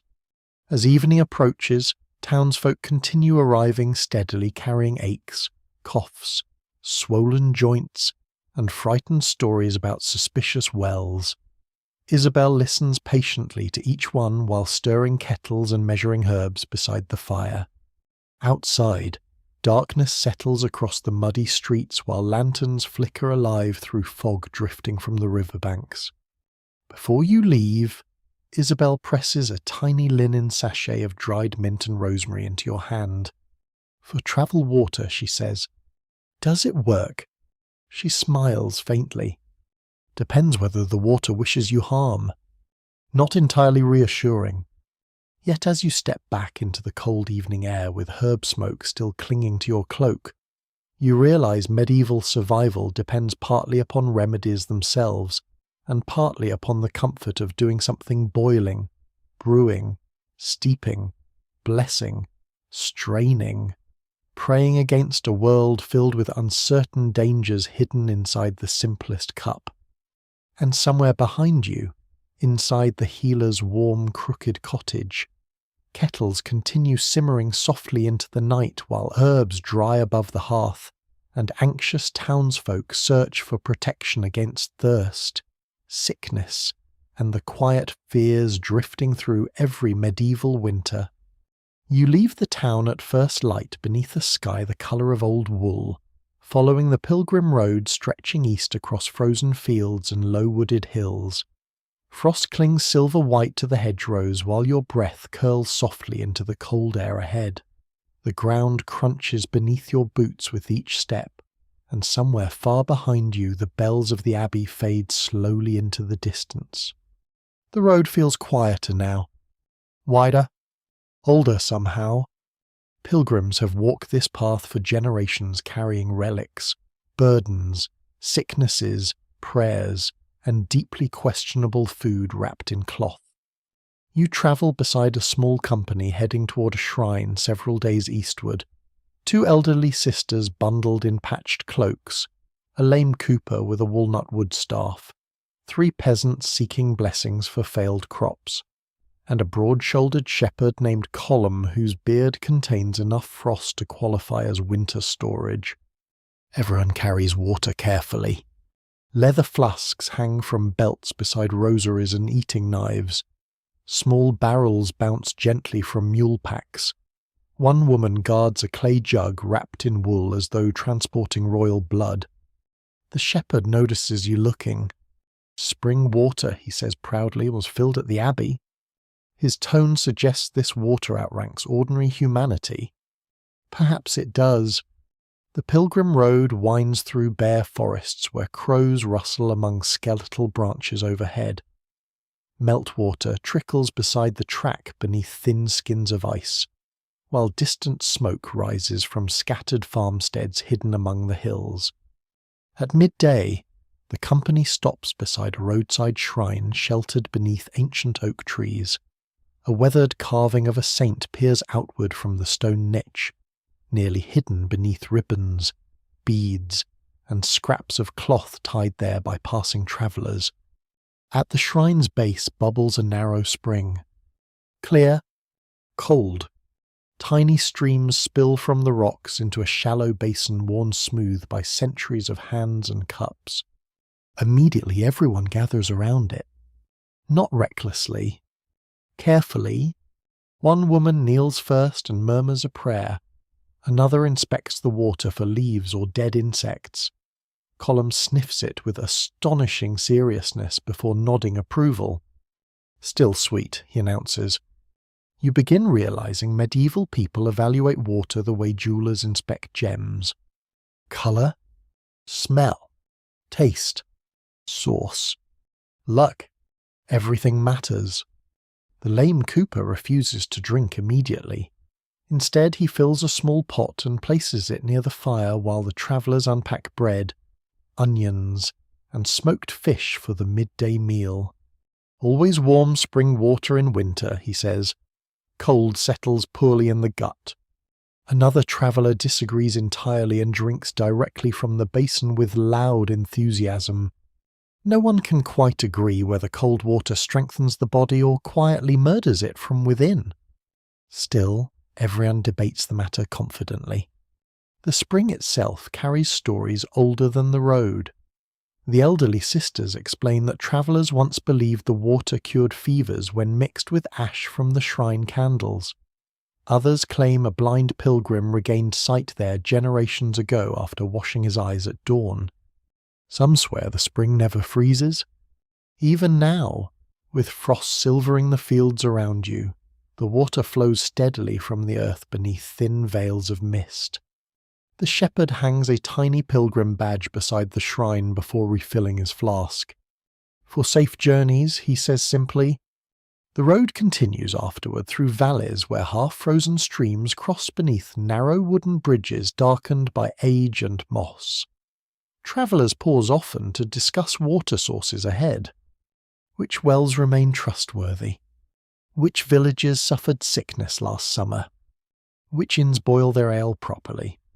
One woman tells grim stories about a roadside pond farther south, where entire caravans supposedly fell ill after drinking during drought season. Colum snorts. That pond sits beside sheep fields. Reasonable explanation. Still, nobody volunteers to test it. Toward afternoon, you pass a group of pilgrims travelling west carrying staffs decorated with tiny bells.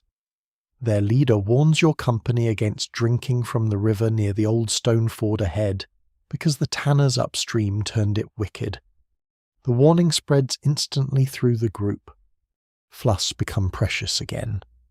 Water conversations never truly stop on medieval roads. Travellers trade them the way sailors trade storm stories. At dusk, the company reaches a roadside hospice run by wandering brothers who shelter pilgrims during winter months. Smoke rises warmly from the low timber hall, while lanterns flicker beside the entrance through gathering fog.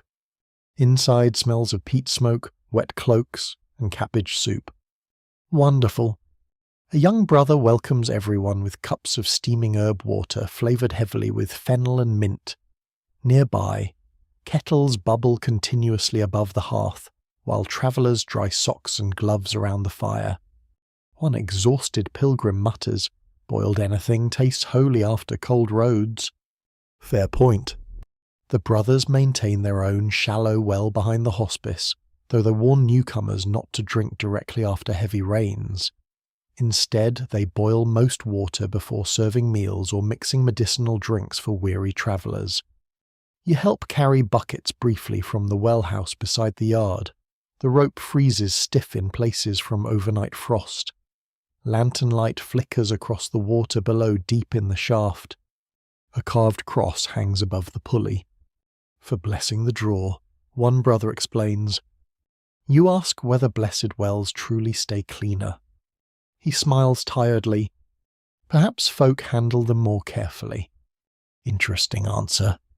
Inside the hospice, pilgrims trade stories beside the fire while steam rises from drying cloaks overhead.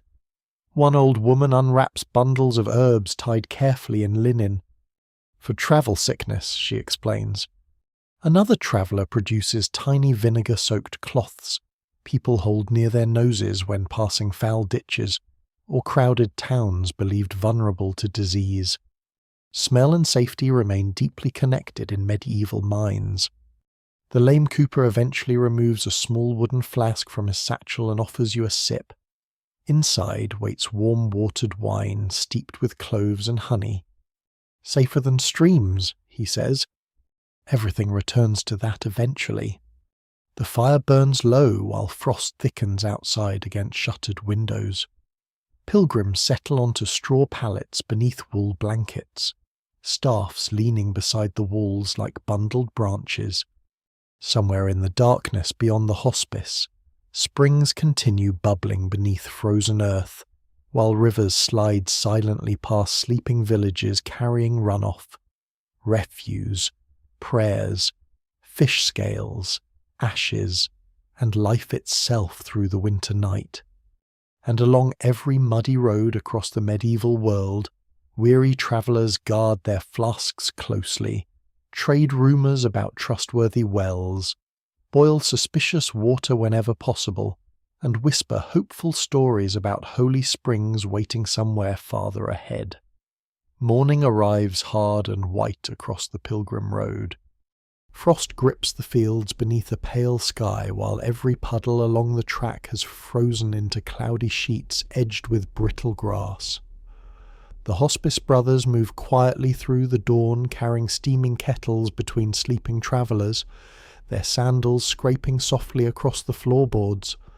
Outside, the world looks clean in the way winter sometimes does, beautiful, silent, and entirely prepared to kill you if given enough time. You step into the cold air beside the other pilgrims while smoke rises straight upward from the hospice chimney without a trace of wind. Water barrels near the well house wear thin crusts of ice across their surfaces. One brother chips through them carefully using the back of a hatchet. "Hard frost early this year," he mutters. Nobody sounds pleased. Winter changes everything about water. Roadside streams shrink beneath ice. Wells freeze at the edges. Rain barrels crack if neglected. And people become thirsty while surrounded by frozen water they cannot easily use. The pilgrims continue eastward through fields silvered with rime. Sheep huddle close beside low stone walls while distant crows stalk frozen furrows searching for anything foolish enough to move. Your breath hangs in the air like chimney smoke.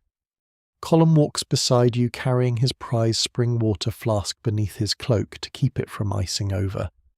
"Lost a barrel once during deep winter," he says. "Froze solid, split right through the oak. That sort of disaster matters enormously here. Water storage means survival, especially once snow deepens and roads vanish beneath mud or ice. By midday, the company reaches a farming hamlet crouched low against the wind beside a half-frozen pond. Smoke drifts lazily above turf roofs, while villagers hack ice from troughs using iron tools worn smooth by years of winter labour. A woman near the village green pours hot water over a frozen well rope before attempting to draw the bucket. You realise suddenly how much effort ordinary drinking requires during cold months. Nothing flows freely now. Inside one cottage, farmers prepare the midday meal around a central hearth, blazing hot enough to fog the rafters overhead. Iron pots simmer with barley stew thickened using salted pork and winter turnips. Beside the fire stands a massive kettle, where snow slowly melts into cloudy water. One farmer notices your curiosity. Cleaner than the pond this time of year, he explains. Snow becomes valuable in winter, though opinions differ sharply about drinking it. Some swear melted snow weakens the blood. Others claim snow water tastes fresher than stagnant wells trapped beneath ice. No one can quite agree, so most households boil it thoroughly and add herbs or ale whenever possible. The cottage smells of cabbage, smoke, damp wool, and drying leather. Above the hearth hang strings of onions alongside bunches of sage and thyme stored carefully for winter remedies. Water drips steadily from cloaks thawing beside the flames. The farmer's wife pours steaming small ale into wooden cups while explaining how her household survives hard winters. Barrels stored beneath the floor. Snow melted daily. Ice broken from streams for washing. Beer brewed heavily during autumn to last through cold months. Water spoils easier in summer, she says, but winter makes you work harder for it. Fair trade, perhaps. Outside, children drag sledges loaded with firewood past the frozen pond, while a pair of old men inspect cracks forming along the ice. One warns against drinking pond water after thaw season because dead leaves and animal filth settle beneath the surface all winter long. Another insists the real danger comes from sleeping vapours trapped under ice. The argument continues for nearly half an hour. Neither changes opinion. You continue onward later through open farmland where winter storehouses stand raised above the ground on stone supports to discourage rats.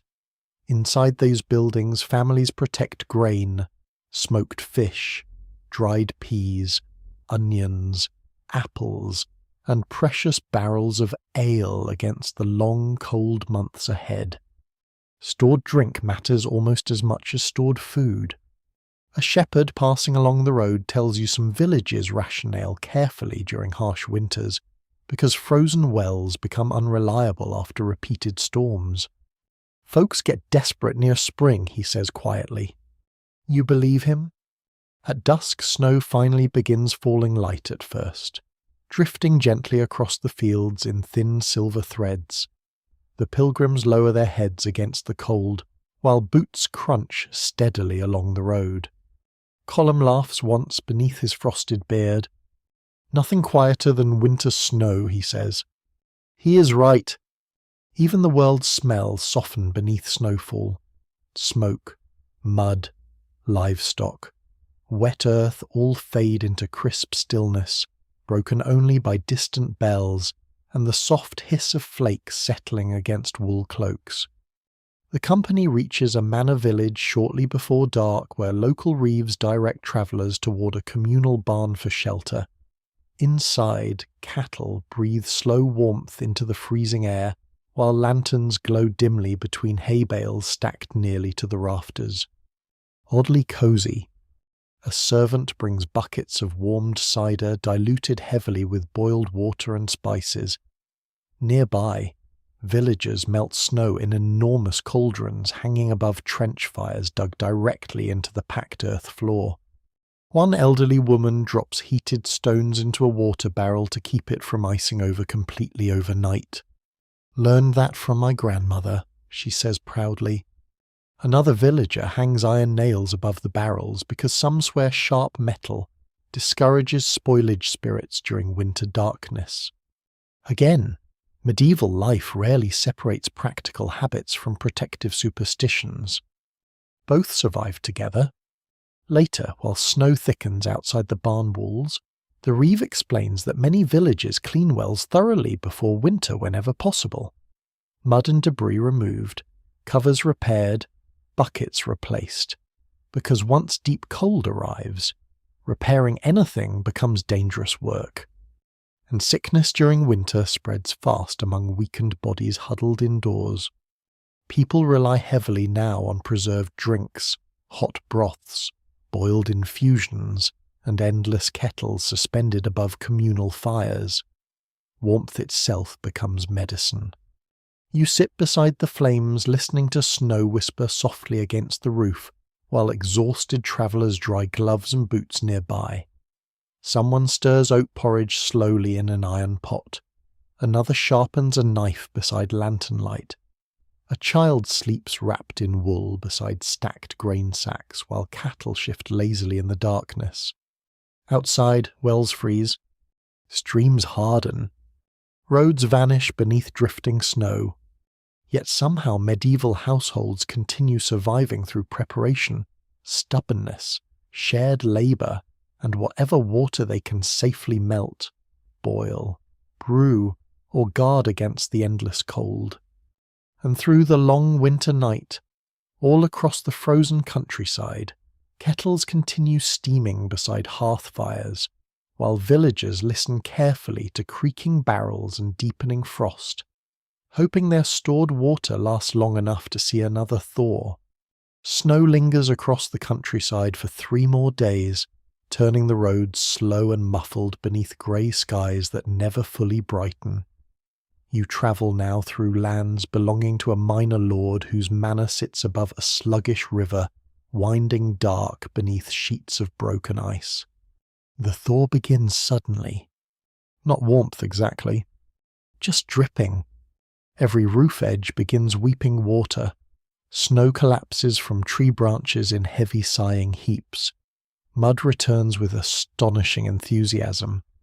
By afternoon the roads resemble churned porridge filled with wagon ruts, deep enough to swallow boots whole. The pilgrims part ways at the crossroads near the manor chapel. Column heads east with the shepherds, while the elderly sisters continue toward a distant shrine carrying their cherished spring water jug beneath layers of cloth. Before leaving, Column presses a tiny wooden charm into your hand shaped like a water bucket. For luck on bad roads, he says. You suspect the charm's main power lies in making people smile despite frozen toes. Still, you keep it. The manor village sprawls below the Lord's Hall beside drainage ditches overflowing with snowmelt. Water runs everywhere now down lanes, through fields, beneath fences, across courtyards already sinking into mud. Chickens perch miserably on barrels to avoid standing in it. No creature here appears fully dry anymore. You enter the village square just as the manor court gathers beneath a timber awning beside the Reeves' Hall. Villagers crowd together wrapped in damp cloaks while officials sit behind rough tables covered with wax tablets, quills, and dripping candle stubs. The atmosphere feels tense. You soon discover why. Someone has fouled the lower ditch. Again. 2 farmers stand arguing fiercely before the manor steward, while several angry villagers gesture toward the stream running behind the tannery sheds downhill. The smell drifting from that direction settles the matter somewhat. Sharp! Rotting. Deeply memorable. The steward pinches his nose beneath fur-lined gloves. You cannot dump tanning waste above the sheep crossing, he snaps at the tanner's apprentice. The apprentice immediately points toward the butcher's yard instead. His pigs leaked blood into the ditch first. Classic medieval diplomacy. Around them, villagers mutter darkly about spoiled water, sick livestock, and children struck with stomach cramps after the thaw began. No one fully understands contamination, but everyone recognizes patterns.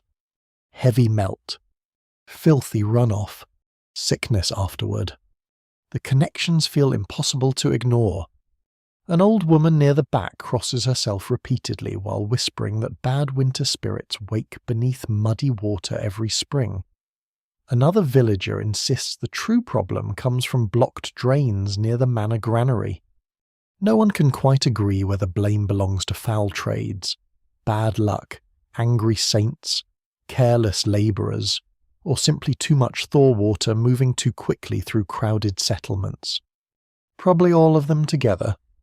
The steward orders the drainage channels cleared immediately and fines both the tanner and butcher for negligence. Neither looks remotely repentant.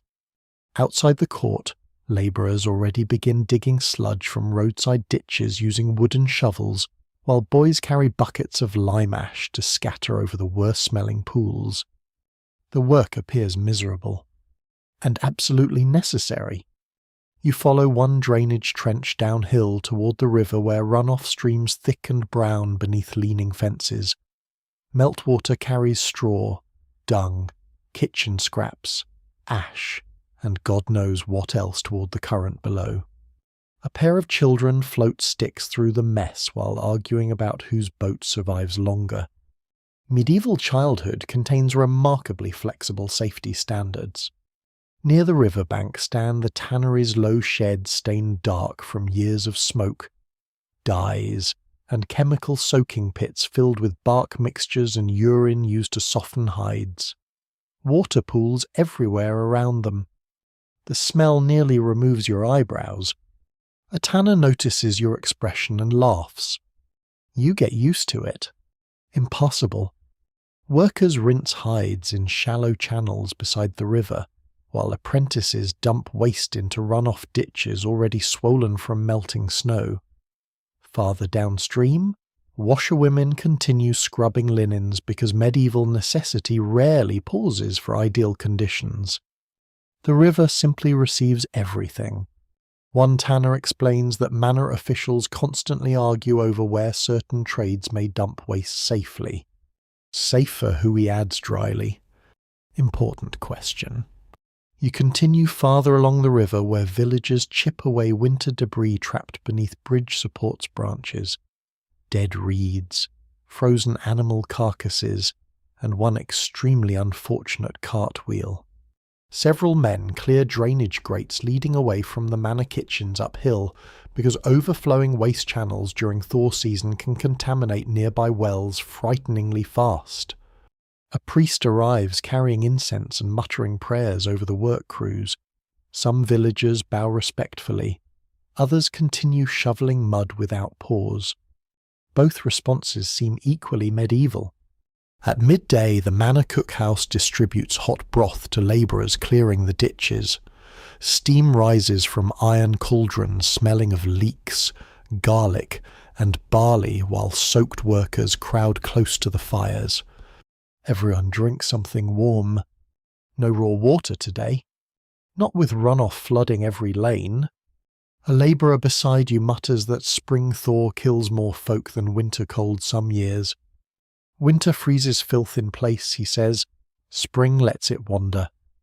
That sentence feels unpleasantly accurate. Back near the manor hall, the steward oversees inspections of several village wells. Buckets are drawn, water examined. One shallow well near the pig pens immediately earns disapproving grimaces from everyone present. Cloudy, the steward mutters. The villagers nearby exchange worried looks. One woman insists the water tasted bitter after last night's rain. Another swears her neighbour's chickens stopped drinking from it altogether. Honestly, trusting chickens may not be the worst strategy available. The steward orders the well closed temporarily until it can be cleaned and deepened. In the meantime, families must haul water from the upper spring near the chapel hill instead. That means longer walks, more labour, more waiting in cold mud. Water problems ripple outward through entire communities here. By evening, the thaw fog thickens across the valley while runoff continues hissing through every ditch and channel beneath the village. Smoke hangs low between cottages where families boil kettles endlessly beside hearth fires. You shelter overnight inside a barn loft above restless cattle, while rain begins falling softly onto the roof. Again water returns from the sky, always moving, always changing shape. Snow becoming mud, mud becoming runoff, runoff entering streams, wells, rivers, barrels, cisterns, cooking pots, brewing vats, and human bodies alike. Below you, villagers continue working by lantern light, clearing blocked drains before heavier rains arrive overnight. Somewhere outside, a dog barks toward the swollen river, while bells ring faintly from the manor chapel through drifting fog. And across the medieval countryside, every spring thaw awakens the same uneasy struggle, ordinary people battling mud, waste, sickness, and uncertain water with shovels, boiling kettles, shared labour, stubborn habits, and hope that this year the ditches carry trouble away instead of bringing it home. Night settles thick and damp over the manor village while rain continues dripping from the barn eaves in slow, steady rhythms.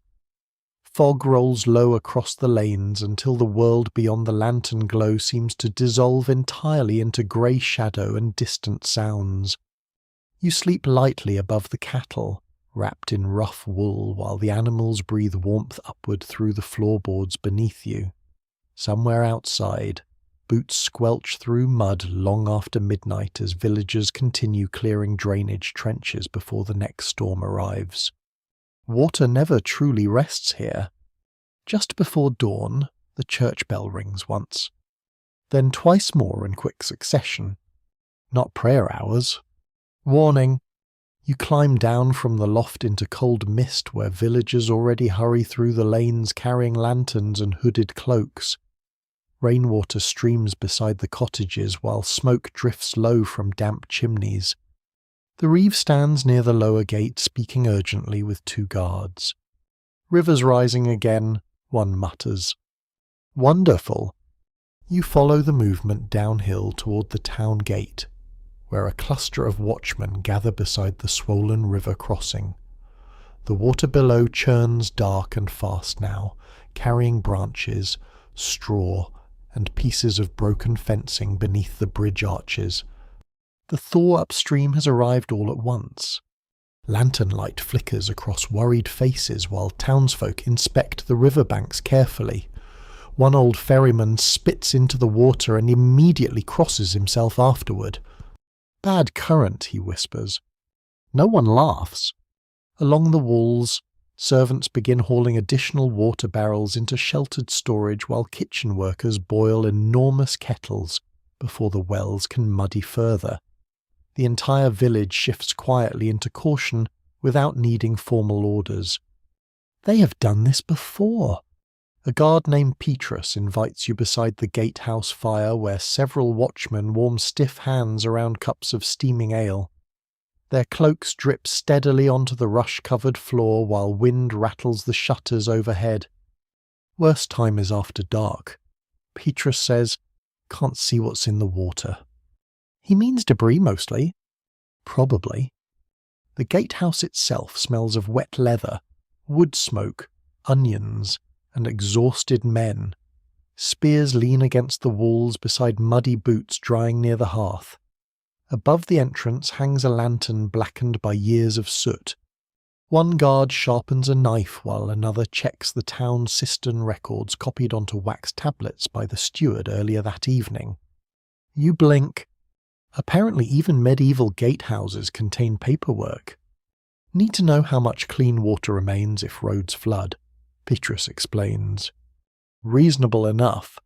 Outside, villagers continue arriving at the gate carrying barrels and sealed jugs from vulnerable lower homes near the riverbanks. One woman complains bitterly that her cellar already smells like drowned pigs and old cabbage. A difficult scent profile to improve. Children trail sleepily behind parents clutching blankets while dogs bark nervously toward the rushing river below. Lantern reflections tremble across puddles filling the lanes. The entire village feels awake in the wrong kind of way. Near midnight, a cart arrives from a neighbouring hamlet bringing grim news several families there fell ill after drinking from floodwater pooled near collapsed drainage ditches. The watchmen exchange tired looks. No one sounds surprised. Petrus mutters that spring sickness always follows careless drinking during floods. Another guard insists the real danger comes from river vapours rising after thaw season. Again, explanations vary. Precautions remain remarkably consistent. Boil everything. Avoid standing water. Trust deep wells more than shallow ones. Drink ale if uncertain. Pray if necessary. Inside the gatehouse, a widow travelling alone unwraps bundles of dried herbs beside the fire and tosses rosemary into the heating kettle. For the air, she says quietly. The guards allow it without comment. At this hour, comfort matters too. Wind moans softly through gaps in the shutters while rain strengthens outside. Somewhere beyond the walls, a horse screams briefly in the darkness before falling silent again. The widow notices your expression. Flood nights make animals strange, she says. Perhaps people too. Toward the deepest part of night, the reeve orders additional watches placed near the public wells, not because anyone expects theft exactly, but because frightened villagers sometimes panic during rising floods and crowd unsafe water sources carelessly. You accompany Petrus briefly through the lanes during one patrol. The village looks ghostly beneath drifting mist and lantern light. Water trickles everywhere now beneath boards laid hastily across muddy crossings. Chimneys smoke softly into darkness, while shadows move behind shutter cracks. At the communal well near the chapel, several women already wait with buckets despite the hour. One mutters prayers while drawing water. Another refuses to use the bucket after a stranger touched the rope with muddy gloves. Fear spreads through ordinary gestures quickly. Petrus inspects the well cover carefully. Still clear, he says. Everyone relaxes slightly. Nearby, a stray dog follows your patrol silently through the fog for nearly half an hour before vanishing beneath the cart. You suspect it may actually be the suspicious goose transformed by dark magic. At this point, nothing would surprise you. Back at the gatehouse, dawn slowly begins greying the eastern sky beyond the walls. Rain weakens to soft dripping again while the river level finally steadies below the bridge. No flood. Not this time. Relief settles over the village like exhaustion. Servants begin carrying fresh kettles toward the kitchens. Bakers relight ovens. Stable boys chip mud from wagon wheels beside the yard pumps. Bells ring faintly from the chapel tower welcoming morning prayer. And through it all, people continue checking water, tasting it, smelling it, inspecting buckets against lantern light. The widow beside the fire explains quietly that during bad flood years, entire towns sometimes survive, only because neighbours share safer wells or monasteries distribute boiled ale and broth. Water teaches whether folk trust each other, she says. You think about that while dawn brightens slowly across the wet village roofs. Because survival here never depends upon wells alone. It depends upon warnings shouted in darkness. Shared kettles beside communal fires, neighbours carrying buckets for the elderly, watchmen guarding clear wells during storms, healers distributing herbs, monks boiling water through the night, even frightened villagers waiting patiently in mud rather than rush in poisoned ditches. Outside, the swollen river still rushes beneath the bridge carrying branches and thaw water toward distant towns farther downstream. But morning has come, lanterns fade one by one, and for now at least, the wells remain clear enough for another day. The rain finally breaks sometime after dawn, leaving the countryside wrapped in pale mist and dripping silence. Water hangs from every fence rail and tree branch like strings of glass beads catching the weak morning light. The swollen river still moves fast beneath the bridge, but no longer with the angry roar of the night before.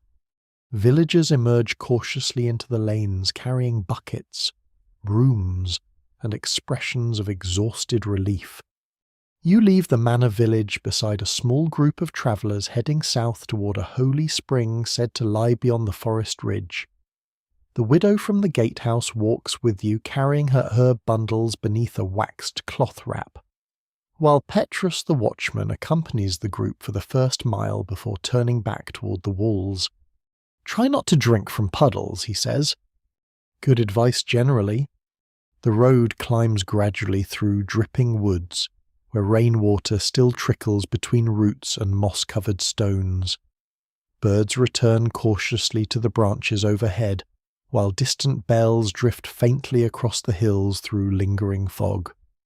The widow explains that pilgrims visit the spring year-round despite the cold because its water supposedly never turns foul. Some swear the saints guard it, she says. Others claim underground stone keeps the source clean. The arguments matter less than the hope itself. Along the roadside, you begin noticing signs left by previous travellers, ribbons tied to branches, tiny wooden crosses nailed beside trees, coins pressed into cracks in old stones blackened by candle smoke. People want safe water badly enough to sanctify it. By midday, the forest opens into a shallow valley ringed with bare hills silvered by retreating frost. At its centre stands a tiny stone chapel, no larger than a cottage, surrounded by crooked fences and hundreds of weathered offerings hanging from poles and branches nearby. And beside the chapel flows the spring. Clear water rises directly from beneath pale limestone rocks, before spilling into a narrow basin lined with smooth, worn stones. Mist curls gently above the surface despite the cold air. The place feels strangely still. Even the travellers lower their voices instinctively. Several pilgrims already kneel beside the basin, filling flasks and clay bottles, while murmuring prayers beneath their breath. A monk wrapped in heavy brown wool watches quietly from beneath the chapel awning, occasionally reminding newcomers not to muddy the source itself. Apparently holiness still requires maintenance. You kneel beside the spring carefully.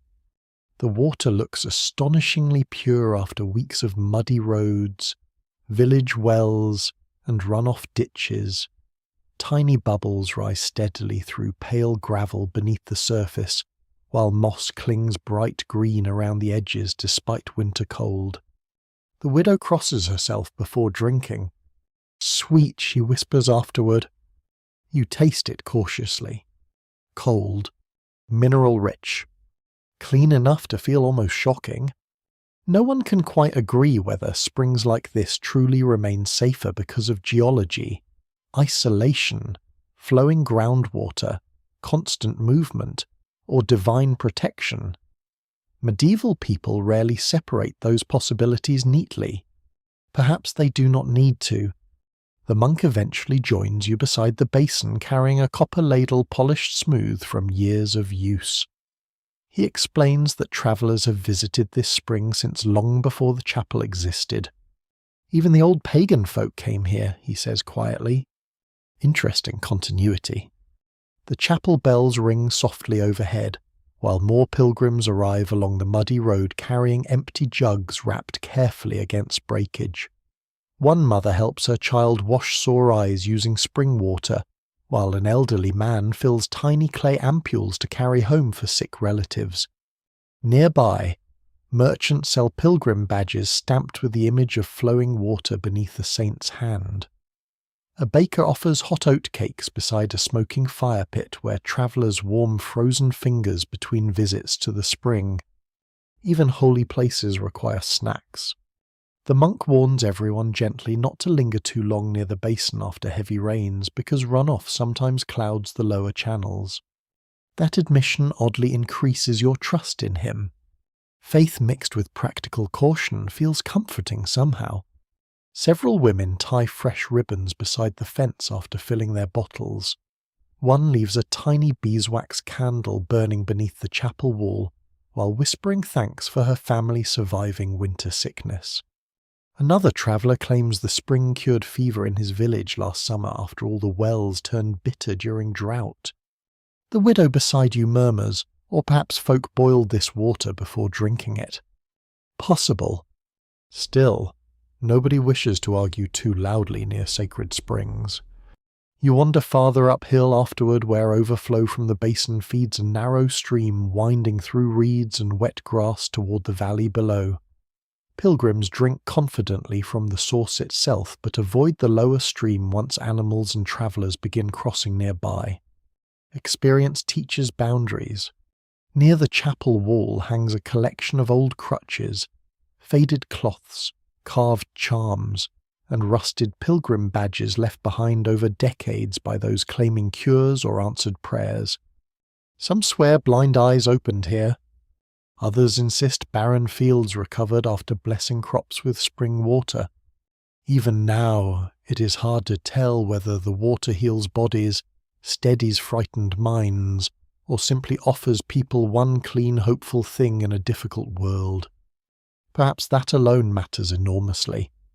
By afternoon, the valley fills with quiet movement, travellers boiling broth beside roadside fires, monks carrying fresh buckets uphill to the chapel kitchens, children chasing each other through damp grass while parents shout warnings about muddy boots.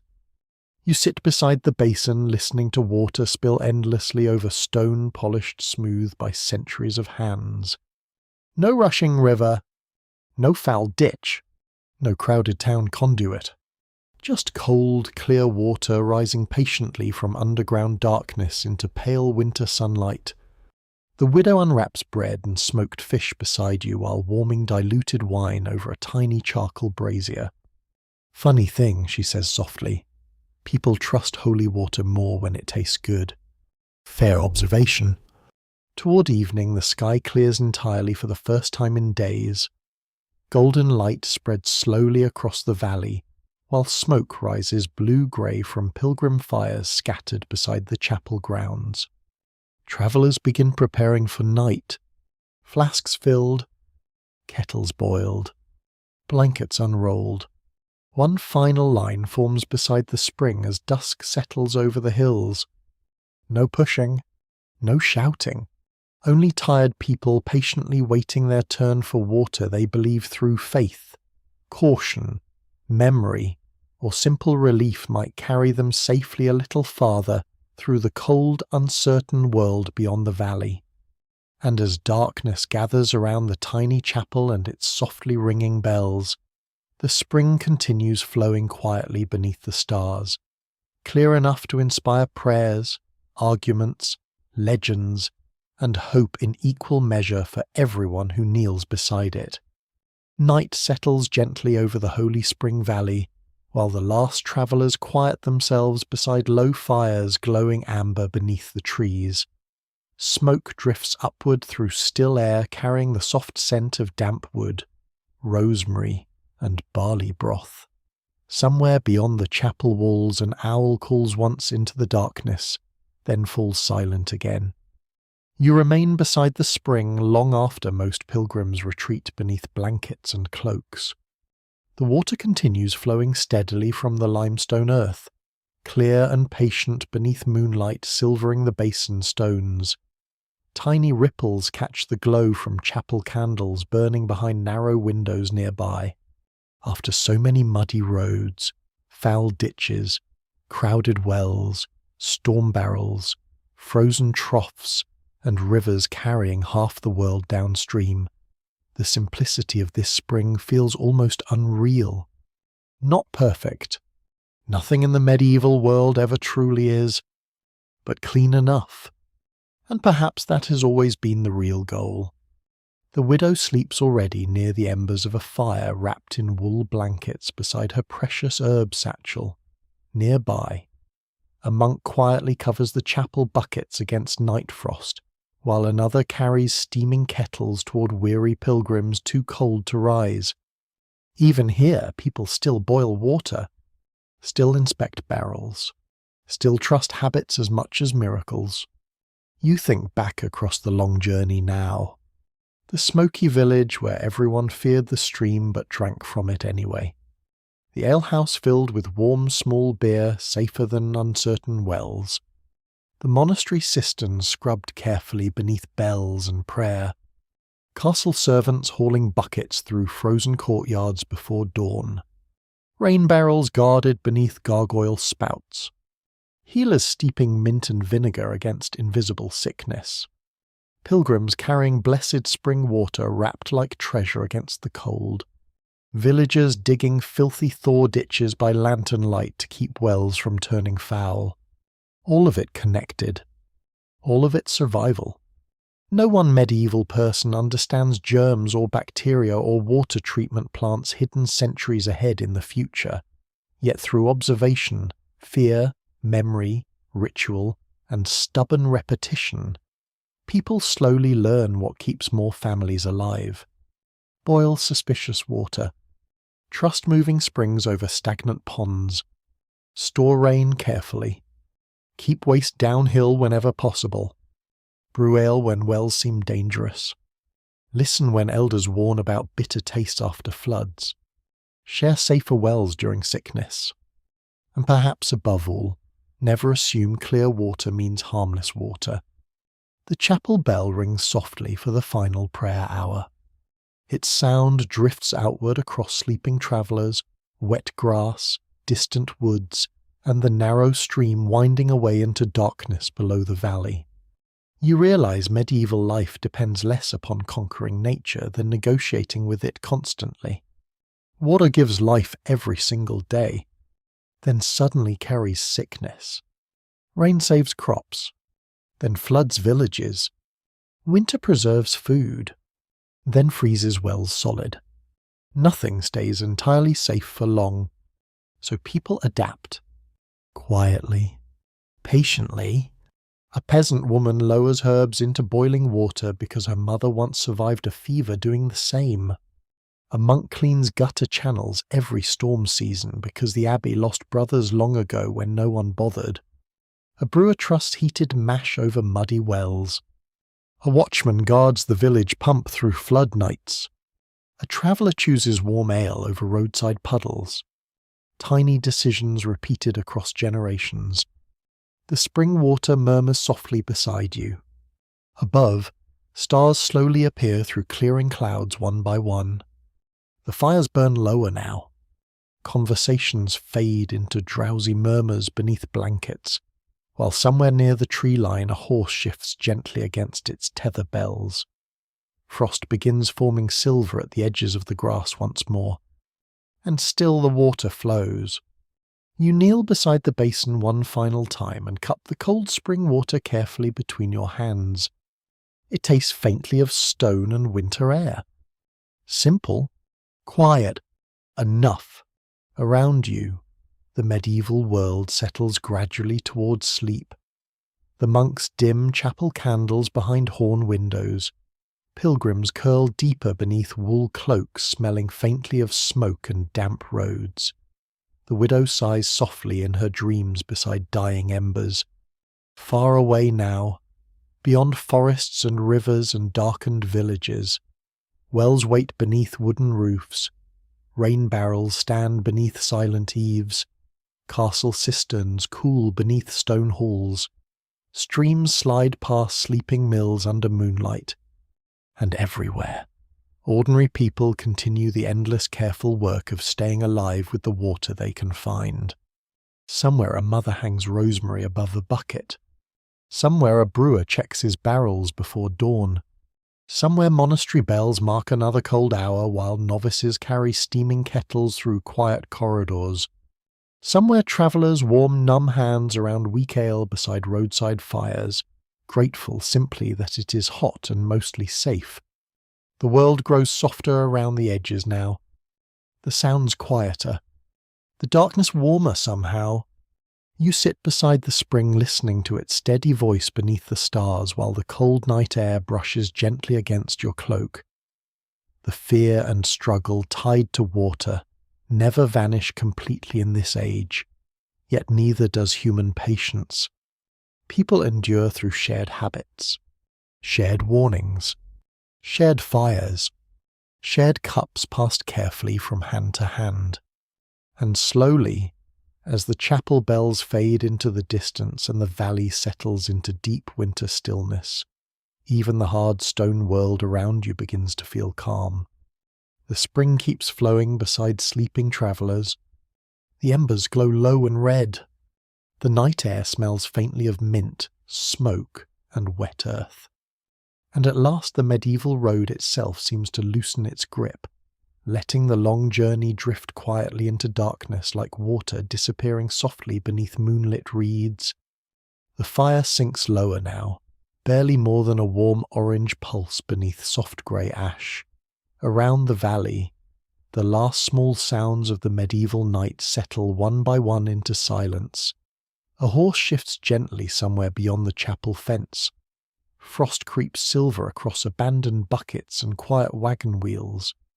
The monks have long since dimmed their candles, leaving only a few faint golden squares glowing through the chapel windows like sleepy stars resting close to the earth.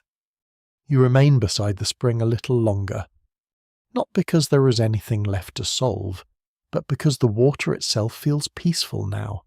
After all the muddy roads and crowded wells and storm-dark rivers, this steady, quiet flow seems almost like breathing.